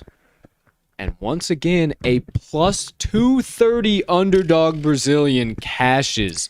It might have been a unanimous decision, but that's how it generally happens. That's how it was this close to getting finished early on, too. I thought they were going to call it that time, too. I will bite the bullet and admit to it, because if you do follow me on the Action app, you saw it. But I said, my partner tells me I get one a card, and I think this is the one that I'm going to do it. And I saw you almost got finished. Oh, my gosh. And then, holy shit, we're going all the way through this thing. You got to be kidding me. So never again, my friends, unless it is a matchup of all freaking matchups. Never again. Hashtag don't bet against Brazilians and hashtag don't fade Russians. Darren Elkins getting the surprise knockout of Derek Minner. That one got me. Absolute electric fight. That was a great fight. Macy Barber getting in my opinion, another one that should have gone the opposite way, but don't leave it in the hands of the judges. Right. Macy Barber getting the victory, split decision over Miranda Maverick. I thought that should have gone Miranda Maverick's way. She was beating the piss out of Macy Barber. Might have not been landing the most clean shots, but she was definitely controlling that. And what does it come down to? Effective striking, aggression, grappling, and octagon control. She was controlling all 4 of those categories of that fight. And, actually, I got to go back and say that correctly. Effective striking and grappling, aggression, and octagon control. Those are the main 4. But, yeah, she was definitely controlling all of those. I thought she won the fight. But, hey, once again, don't leave it in the hands of the judges, my friend. Adrian Yanez clipped Randy Costa. Randy Costa was winning that fight, would have definitely won a decision, no question. He was beating the absolute mess. If you didn't see the end of that fight, both of those guys were talking all types of mess after the fight. Like, man, that was such a great fight. That was like you caught me so good. Like, and Yanez would say the same thing back to Costa. I mean, that was easy fight of the night candidate. That was an absolutely great fight to see, to kick that off. And then told you guys that the fight between Puna Soriano, however you want to say it, however you know him by, Puna Soriano and Brendan Allen. Yep. Told you that was quite possibly going to be a contender for fight of the night, and it lived up to that hype. I told you, hammer the shit out of Nasruddin Imavov. He is the dog of the dog of the dog, and my homeboy hammered him in properly. He fights out of France, and he's going to be a scary dude. He's going to be a very, very scary dude for this 170 division, especially dominating Ian Heinisch like he did. Yep. Ian Heinisch is not a formidable foe. Like he is, or did I say that backwards? He is a formidable foe. He is a formidable foe. So he's definitely somebody who you should keep an eye on. Also told you another plus money, Paulie. I did not predict it by submission, but I did predict he would get the win. Mickey Gall coming back, getting a beautiful RNC submission victory against Jordan Williams. I honestly thought it was going to be a KO. It was very close to being a TKO victory. That was going to be my prediction. But you got to take the fight where it goes. You got to take what the fight gives you, and it gave him that RNC, no question. And he took it, and he got the tap. So great for Mickey Gall. Hopefully we see him back sooner rather than later. Amazing standing. little bit of a controversial stoppage. I think it could have gone either way. You could have gone maybe a little longer, but Julio Arce was just all over him at that point. He got that great finish. And then, honestly, surprised me. Sijara Eubanks coming in, having a beautiful, beautiful KO TKO victory. Now, that being said, she has been dominant at 125, but that was just against Elise Reed, who was 4-0 and had never had a fight in the UFC. Mm-hmm. She didn't even want to be a professional fighter, but she just kept winning fights and was doing so in electric fashion. So give me Sarge against somebody worth noting in the 125 division, and then we'll talk about it again. I'm not so necessarily sure she's back because she still is 8-6 at the end of the day. And then didn't see this one, or actually, yeah, I did. Diana Belbita and Hannah Goldie. Hannah Goldie is a brick shithouse. I mean, she is thick as all thick can be. I missed this one. She is yoked, if you will. And then you had Diana Belbita, who's just this real small, tiny little girl, and Belbita got the unanimous decision. It was a great fight. I thought that overall Belbita was just so crisp, clean, technical, and that just goes to show you it doesn't take muscles to be a fighter. It really, really, really doesn't. And even sometimes having muscles might not be a great thing. It takes a lot more oxygen, takes a lot more blood, and some of those tinier people, they don't have to worry about their cardio running out as fast or having to replenish their muscles as fast when they're doing a lot of high-level activities. So, hey, I don't know, to each his own, but talk about a hell of a card. Just said a little bit ago, I do it every single damn week. We ain't stopping. We ain't quitting it at this point in time. Barely missed the main card parlay off of a few rough beats. Yep. No problem. It was because of the Miranda Maverick and Corey Sandhagen. Those were the rough beats on the card. It's okay. We had some other side parlays that we cashed. No problem at all. But this upcoming week, Uriah Hall and Sean Strickland is going to be electric. Got plenty to talk about both of those guys. And then the co-main is Chris Daukaus and Shamil Abdurakhimov. That is going to be ridiculous. Yeah, I'm ready for that one. Ridiculous. Chris and Kyle Daukaus are dope as all get out right now in the UFC. And Chris Daukaus has been running roughshod through the heavyweight division. So give me all of that. Outside of that, just quickly looking, you got Smiling Sam Alvey going against Roman Kopylov. Old Smiling Sam has kind of turned into the Guardian that we like to talk about, that gatekeeper that might be getting blown through, but who knows. Great fight looks to be on the card here. Brian Barberena versus Jason Witt. Both of those guys respectively 15-7 and 18-7. Okay. So should be a scrap and a half there. And then outside of that, I'll have to do a little... Chris Grutzmaker. Good to see him back on a card. I'll have to do Ashley Yoder's back on a card. So I have to do a little bit of research here, let you guys know what I'm thinking. But don't worry, we'll have plenty of picks, Interesting. Picks, props, parlays, the main card parlay, everything in between coming up on Friday's episode. That'll be 89, 90, 91, 92? 88, 89, 90, 91, 92, episode 92, beautiful Friday, 27, 28, 31st, correct? I have a calendar in front of me. I can just check, 30th, okay, so it will be episode 92 on July 30th, 2021. We'll be breaking down the full fight card for Uriah Hall versus Sean Strickland. Going to be an absolute electric evening of fights. Once again, the UFC Fight Nights.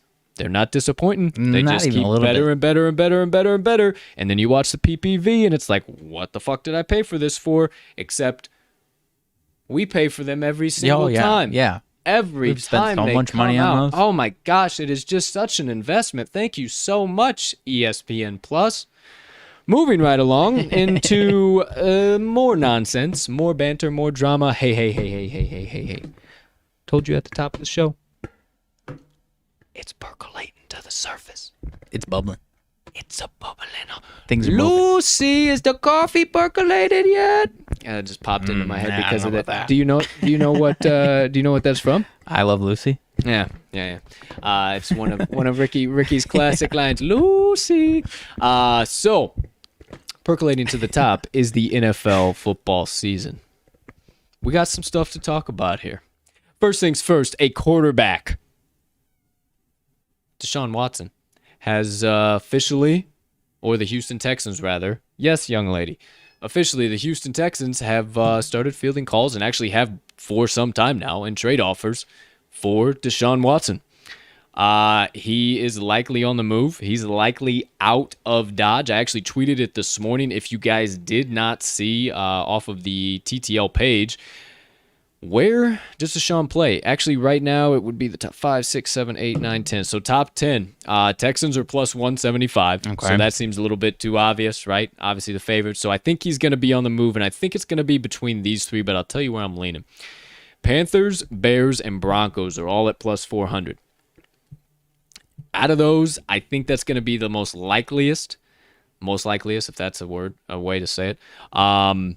Bears, doubtful, just because of the situation they got going there. Panthers, highly doubtful, especially with Sam Darnold. There's no way they went and spend that money on Sam Darnold, and then they're going to bench his ass. That and is I don't think the Houston Texans are licking their chops over Sam Darnold either. No, and that is not a question. So I don't think that's going to happen. Broncos, I could definitely see. Out of those they just three, want a quarterback, man. They'll pony up for it. And that's what I'm saying. No pun intended. They will pony the hell up for it. Absolutely. So then, right below that, both at 800, you have the Dolphins and 49ers. Once again, neither one of those makes a damn lick of sense. Unless the Dolphins are trying to get rid of Tua, I don't think they are. Yeah, but I don't think they are. I don't think they have any necessity to do that. Coming in right below them, actually surprising, plus 1,100, the Jets.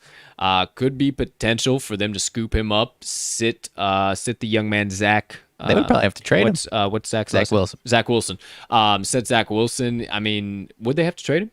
I mean, I would imagine so. The Texans, they don't have to. I'm just saying, I would imagine the Texans are trying to get something in return, but it would be like first round pick. It's first round picks or what it would be, because they have somebody. Mm-hmm. They have somebody to replace Deshaun if he is just out of town. But they got Tyrod Taylor. There you go. They got him to replace. Tyrod. Hey, it's the Houston Texans, dude. Don't matter if we like him; they'll plug and play him any day of the week. So then you got the Pats and WFT, both at plus 1,400. I could see WFT potentially. A little something there, little Riverboat Ron going on. I mean, I know you just did get the whole deal done with Fitzmagic. He's kind of already becoming the face of the franchise, but you can switch in a heartbeat, especially if Deshaun Watson is on the table. No kidding. And last but certainly not least, rounding out the top 10, the Las Vegas Raiders at plus 2,000, 20-1 odds. He's going to be playing there. I don't think they're quite ready to dip on out from Derek Carr yet, so I don't think he's going to go that direction. But, interesting. I don't know. But I do believe out of all of those, I would say if I was a betting man, which I fully am, wouldn't you know it, would probably put my money on the Broncos plus 400, and I might, depending on if a book opens it up. I know Bovada typically only does those specials. There's not many books that open those up, but you know, I think that just makes the most logical sense. He doesn't want to be a Texan anymore, and I don't really think he has too many other options of places to go. So right. I mean, the biggest thing is honestly, what are the Texans' lowest standards? Because I mean, they're going to be wanting an assload of return for him, but I would imagine that there's not going to be too many teams that are going to be trying to go, 150 cents on the dollar, so to speak. Because he's worth it, man. It's been a while since we've seen him, and the Texans haven't had the best roster around him, but we'll see. I think he's worth it. Yeah, we'll see. Speaking of wanting out of town, another guy wanting out of town, surprisingly, after retooling their defensive line, Chandler Jones wants out of Arizona. Apparently, contract disputes, money disputes, just hasn't been going the exact way he wants it to go, and he wants out of AZ. So we'll see if they can backfill him, if they even end up getting him out of town, if this is just kind of a little bit of a hearsay rumor for the time being, but it seems like old Chandler Jones is headed out of the desert, but we'll see what happens there. Now, we got to touch on this because it is really, really, really getting close and coming up, and this is less of a bear poking, and this is more of this is the dead, honest, fucking There's shit going on. Truth. Aaron Rodgers, we got to talk about it here real quick because it's serious now. It's fucking serious now. So, fuck if he doesn't show up. It doesn't matter if he doesn't show up. Who cares? That's fine. Screw fines for Aaron Rodgers. They can rework that in a contract later. That's fine. Who cares?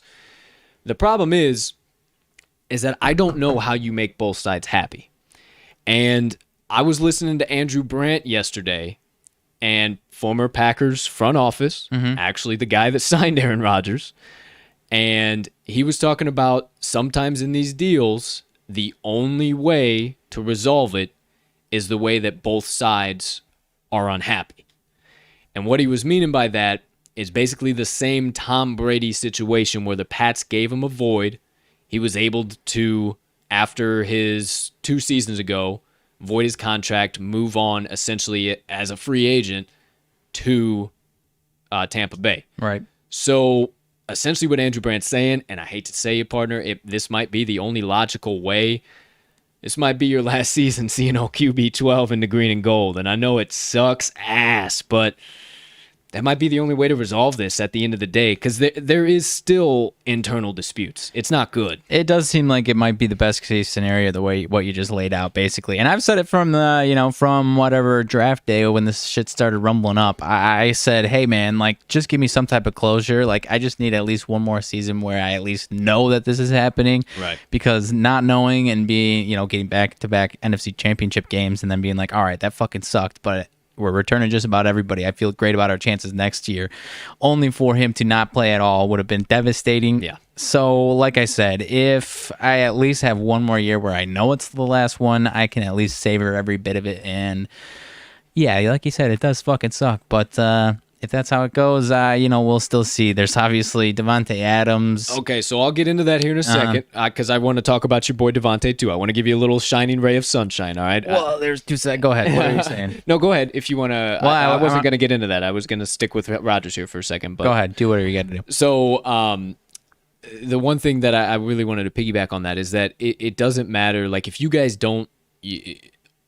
point blank period, August might be really fucking shitty as a Packers fan. Like, you probably are not going to see Aaron Rodgers. But the thing is that he doesn't need to show up to camp. He doesn't need a camp.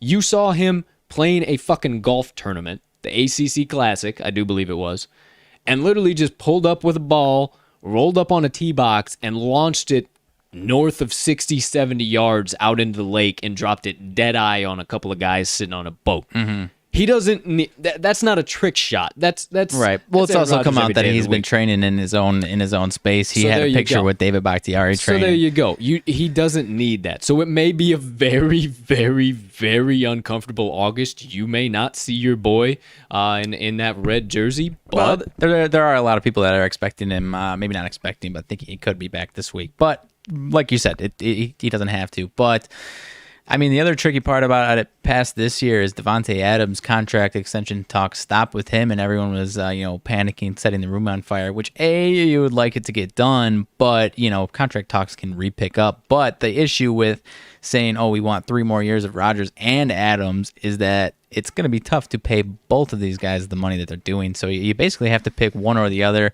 A lot of people are saying Davante wants out. I don't know about that, but because he obviously posted the same cryptic what I'm post. Saying if your boy, if 12 goes, then 17's gone. I think if 12 so too. goes, 17 goes. You're not wrong. Unless they pay him, which it doesn't sound like they want to pay him because they have to, they're kind of forced to. Like $20 million a year or something like that. But right. And then all of Packer world was thinking the world was falling even more than that because Darius Smith on Twitter was like, "Yo, I need a realtor in Green Bay." After all the Davante Adams news, and everyone's like, "Yo, what the fuck is going on?" And then after a while, he was like, "Yo, chill out. I'm trying to get a new house. Like, relax. Everybody, calm down." Fuck. Okay. Sorry, dude. Goodness gracious. Leave it to Packers fans to overreact. But hey. Everyone else was overreacting.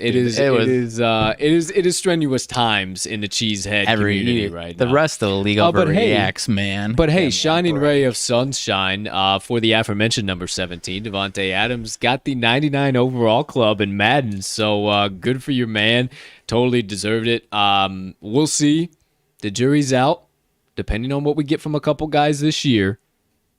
But at this point in the game, I think it's safe to say Davante Adams is wide receiver 1 in the National Football League. Yeah, I mean, I think it's safe to say you're gonna beat the drum with me, but we'll see what Julio does in more of a plug and play role. I don't think he's going. The teams aren't going to be able to double him like they was before. They're going to get absolutely fucking torched by every other option on that Tennessee offense. So see what happens there. We'll see what happens. Hopkins. We'll see what happens. Justin Jefferson. I mean, already putting himself in the early running. Early hot take. Calvin Ridley leads the league in receiving yards. Interesting. Early hot take. Interesting.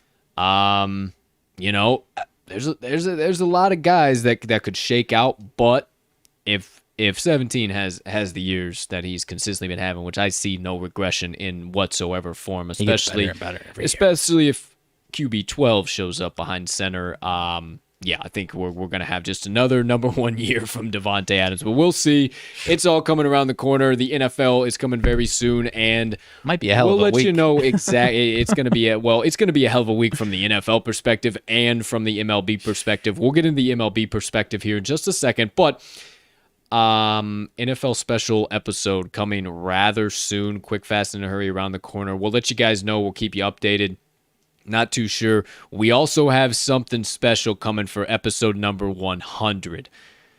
Just realize it is right around the doggone corner. It is right here. I mean, I can't even believe it. It's only a couple weeks away, so we want to do something special for that. Not entirely sure. We might. The first thing that we want to do, and I think that we will do, is we kind of want to shoot for some sort of a follower goal on Twitter. And then on the 100th episode, we'll do something live. We might eat 5 burgers apiece or get a dozen donuts that morning. We'll both eat a dozen donuts during the entire show and be absolutely miserable and get more and more miserable as the show continues. Who knows? I like that idea. But we wanna do something special for you guys, or maybe we'll both chug a gallon of milk after the show. Who knows? Just something crazy. We want to do something there. And like that idea less. And then I do too. And then now that came out of my mouth, I was like, fuck, can I jam that back in my mouth? Oh. That sounded even worse. All right, keep it moving right down the tracks here. With all that being said, we'll do something special for episode 100. We're going to, and we have been actually talking to some of our partners, getting potentially giveaway, something set up like that. We don't know if we want to go that route. We got a couple different ideas. We're gonna do it. So once we know officially, we'll let you know what's coming on episode number 100. So stay tuned for that coming right on around the corner. But MLB. Hello.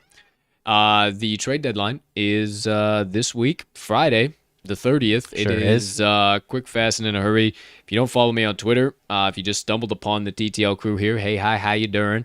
I'll probably be putting out a Cubs blog tonight. Not probably, most likely. Not sure when it'll come out. Obviously, got to do all of the usual daily, day-to-day stuff here that we have for the pod. And then once we get all that stuff done, and then for obviously TTL Sports Media, got to put on the old couple extra hats we have on there and get a couple things done. But once we're done with all that for the day, I'll bust into some stuff. Got kind of a farewell letter to the 2016 Cubs, if you will, but also, hey, grab the extinguishers. Let's put out the dumpster fire, and let's all lock arm in arm and relax here. Huh? We're still Cubby fans at the end of the day, so. A little something for you Cubby fans coming out this evening for Colt's blogs. And then I also got another little something I'm not going to tell you about, but I got my fucking tinfoil hat on, and I need answers. I need answers to questions I have about some certain Olympic swimming coach, and I will be asking them in a blog coming very soon. If I got enough time, it might come out tonight, but it'll be coming out this week as well, because everybody's been posting about it. Everybody's already making memes about it on this beautiful Monday. But nobody's talking about what I'm talking about, and I think we need to discuss it. So, hey, stay on the lookout for that one as well. I think you're onto something, my man. I think I'm onto something too, pal, but we'll see what happens. Quick reminder, make sure you wade through the bullshit before you start freaking out about somebody got traded, something wild happened. Make sure that the username is not Barry McCockiner. At Ultra Weedhead. Yep. Ultra Weed Hater. Maybe not Mark Hawk. Maybe just some of these that are probably really fucking obvious. Just do your fact checking before you jump off the deep end that your all-star player just got traded. Mm-hmm. It's clickbait season right now on Twitter, ladies and gentlemen. So I'm just giving you a forewarning because it's about to be cut season. Already we saw Adam Frazier from the Pirates, the Pods, making a move for the number one, the hits leader in the MLB this year. Great move for the Padres. Big move. They needed it, absolutely. I heard they might be interested in putting him in the outfield as well, Yeah, honestly. I did as well. Utility, yeah, actually. Yeah, so we'll see what happens with Frazier. I think that's a great move for the Padres. They needed an extra stick in that lineup, so that's top-notch. And then also rumblings I heard this morning, partner, and I talked about it with my Mets or my Phillies and Nationals pick. I said, hey, there might be a little bit of turmoil, a little bit of nonsense going on inside that Nationals locker room. And this was not old Barry. This was nobody. This was SNNY. This was a verified Sports New York. Apparently, Max Scherzer and the New York Mets are in talks. And we might be having one of the most damn dominant pitching rotations you've ever seen in your entire life coming out of the New York Metropolitans team. That would be scary. And at first glance, I mean, you think of like, oh, they wouldn't do that within the division. But if they really think they're toast for the season, this guy's contract is expiring. If you don't think he's going to re-sign, which, there's still speculation. If he's going to re-sign, then you probably don't get rid of him. But if you don't think he is, why not get rid of him? See you later, why not? alligator. Even if it is the division. Absolutely. So just reminder, just wade through the stuff, and we'll be sure to update you. Make sure you follow the TTL page because we verify all of our information before we just throw some stuff out there. So everything you'll find with us is 100% true, accurate, and factual, ladies and gentlemen. One thing that did happen before we went live on the show, wrapping up today's Rants and Reactions, because that about does it. We hit about every damn sports league and sports gambling thing that you could possibly talk about. We talked about it last week. The world of college football, it's shaking up. Meant to tell you guys, I listened to Doug Kazarian, and I got to give the proper credit, so I won't talk about it too much yet, but I listened to a full SEC season preview on my ride from back home up to here. Hour and a half of just... Was it Chris Fallica? No, it wasn't Chris Fallica. No. Some guy I'd never heard of, actually. I maybe I've heard of him, and I just being a podcast and not live and just not putting two and two together. But no, I hadn't heard of this guy, but very knowledgeable about SEC, what he knew about, and cannot wait to dive into. You see it on my shirt. College football's coming right around the corner, ladies and gentlemen. But big news coming out of the Big 12.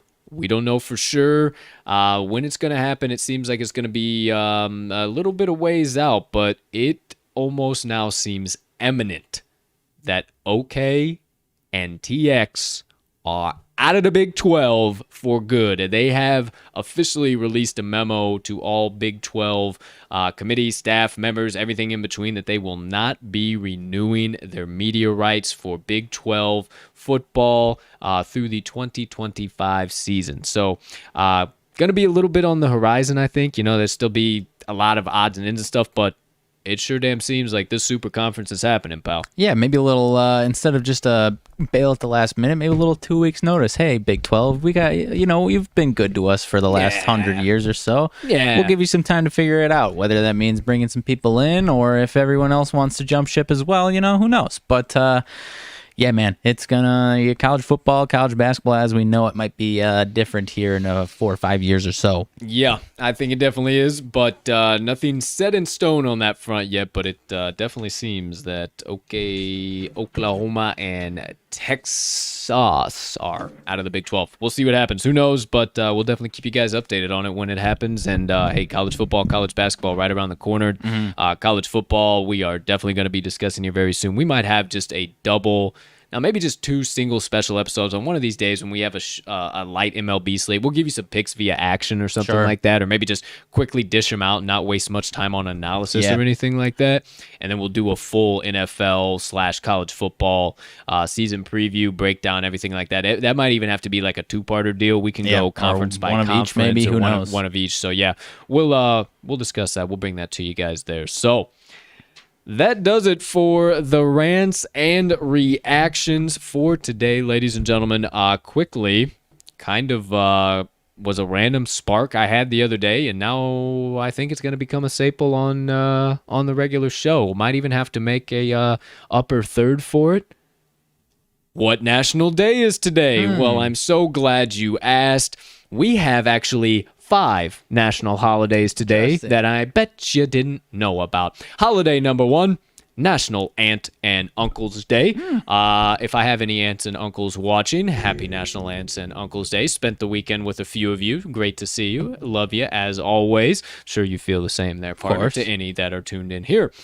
Also, we have National Bagel Fest Day. Not entirely sure what a National Bagel Fest Day is, but I imagine if you go to some place like Einstein Bagels, you can probably get you a good deal on some bagels. You'd think so. We tried to celebrate National Ice Cream Day a couple weeks ago, and our local ice cream shop had nothing of the sorts for any type of National Ice Cream Day. They didn't give a damn, huh? No. Oh, okay. And it was a big old chain, too. Oh, well, that's a bunch of horse shit. Well, maybe if you can't find a place that has a honoring of Bagel Fest Day, sure, maybe slide on in somewhere that honors National Coffee Milkshake Day. I don't know. It's also a national holiday here on this beautiful July 26, 2021. Try and find you a coffee milkshake. Celebrate yourself a beautiful holiday. Also, another wonderful holiday, National Disability Independence Day. Love to see that. And then last but certainly not least, it's National All or Nothing Day. So we're giving all or nothing here, I guess, on July 26, 2021. So, hey, those are your 5 national holidays. Anything lines up with your beliefs, your viewings, hey, you got it here. Go celebrate, pal. And if you're a believer of the coffee milkshake deity that be, go get your celebrate on. I'm interested in that, actually. Go get your celebrate on. I'm interested in that. If I'm being totally honest, that does sound good. Either way, that does it for my What National Day is Today. Partner, anything burning on your brain, melting on your heart, festering on your soul that you have been dying to get out to the kind folks that joined us on episode number 88 of the TTL Pod on this beautiful July 26, 2021.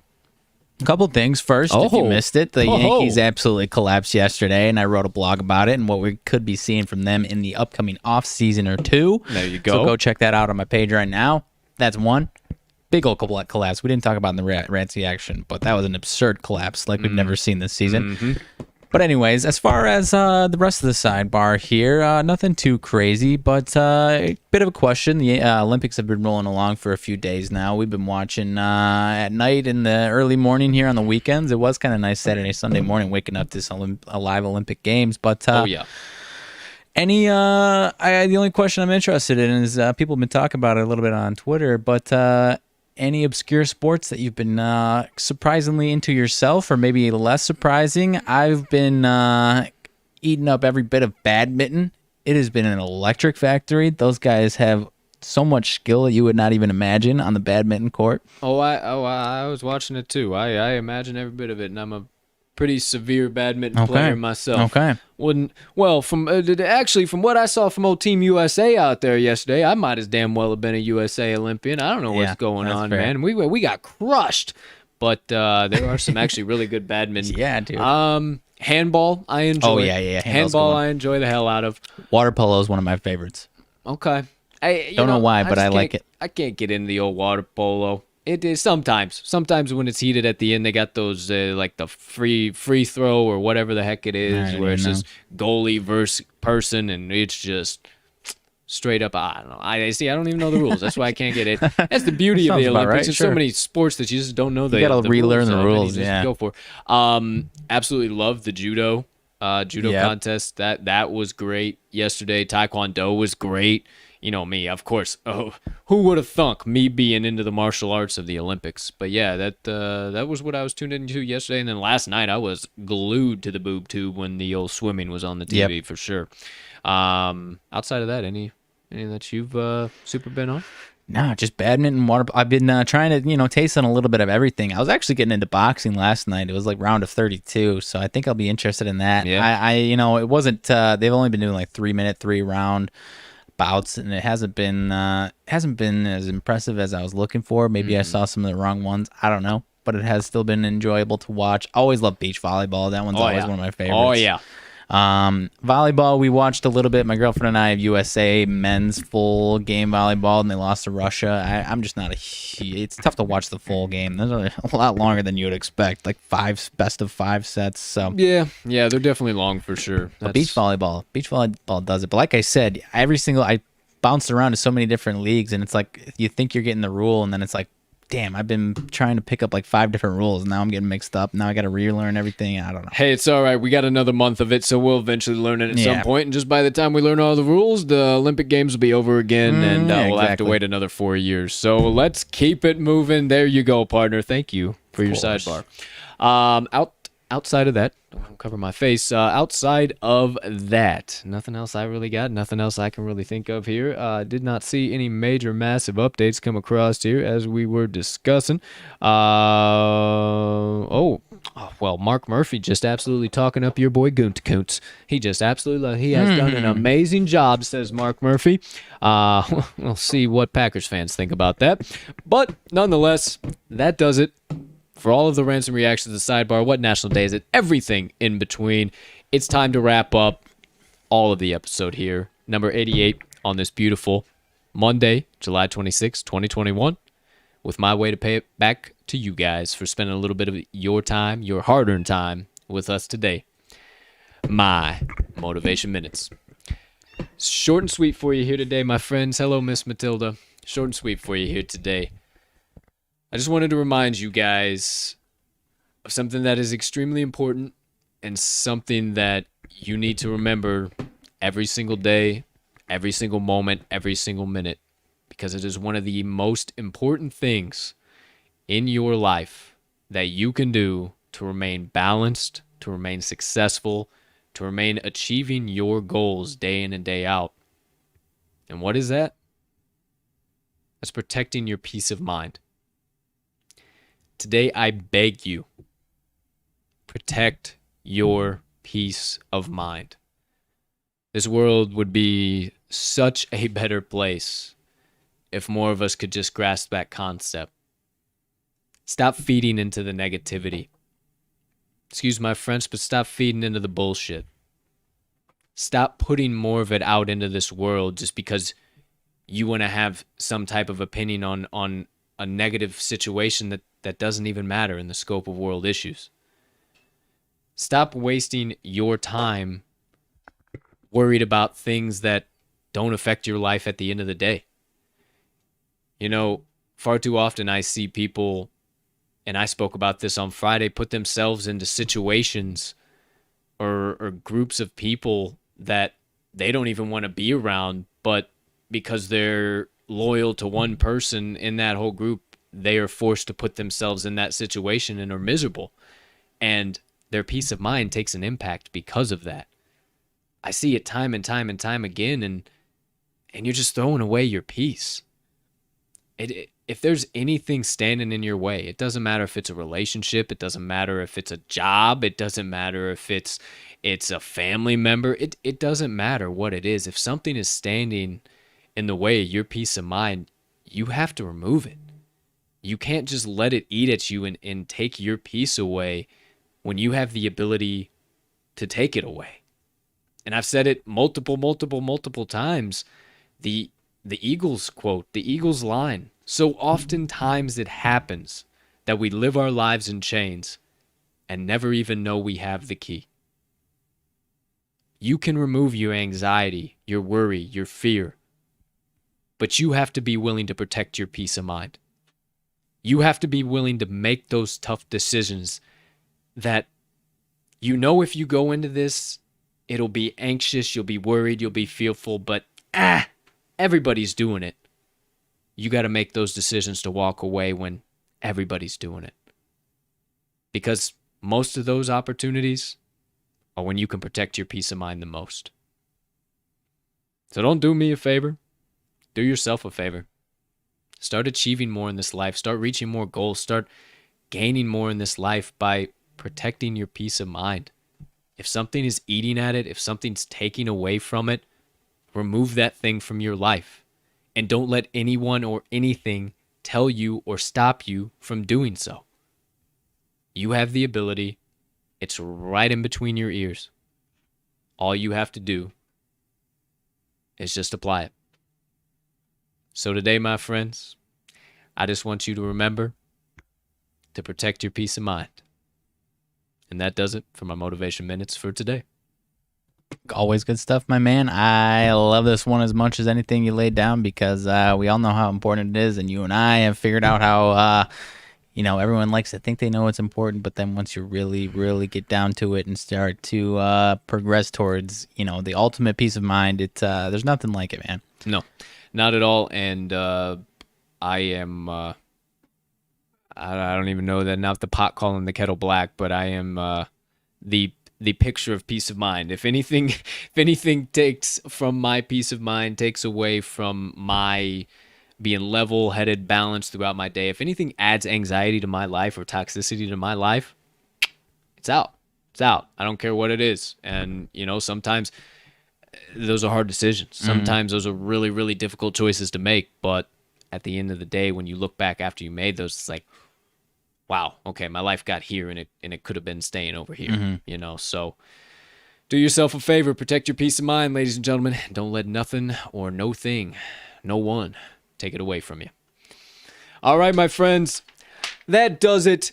Episode 88 of the TTL Pod on this beautiful July 26, 2021. For all of you who stayed live for the entirety of the show, thank you so much. Slowly but surely, partner, we are growing that live fan base, growing the fan base in general. I know plenty of you tune in to the recorded version or to the podcast. I know there's one thing or the other that stands in the way. Hey, maybe you got another favorite show that might be right in between us and we're recorded. Hey, no problem. That one isn't recorded. We get it. As long as you guys stop by, get yourself. We just want to provide you guys some value. Hey, we ain't forcing you to stop on by. We just want to make you some money too. So come cash some tickets with the TTL crew. That's all we ask. Partner, anything else I missed, I skipped before I send these kind gambling folks on about their day? No, I think we're all set. All right, my friends.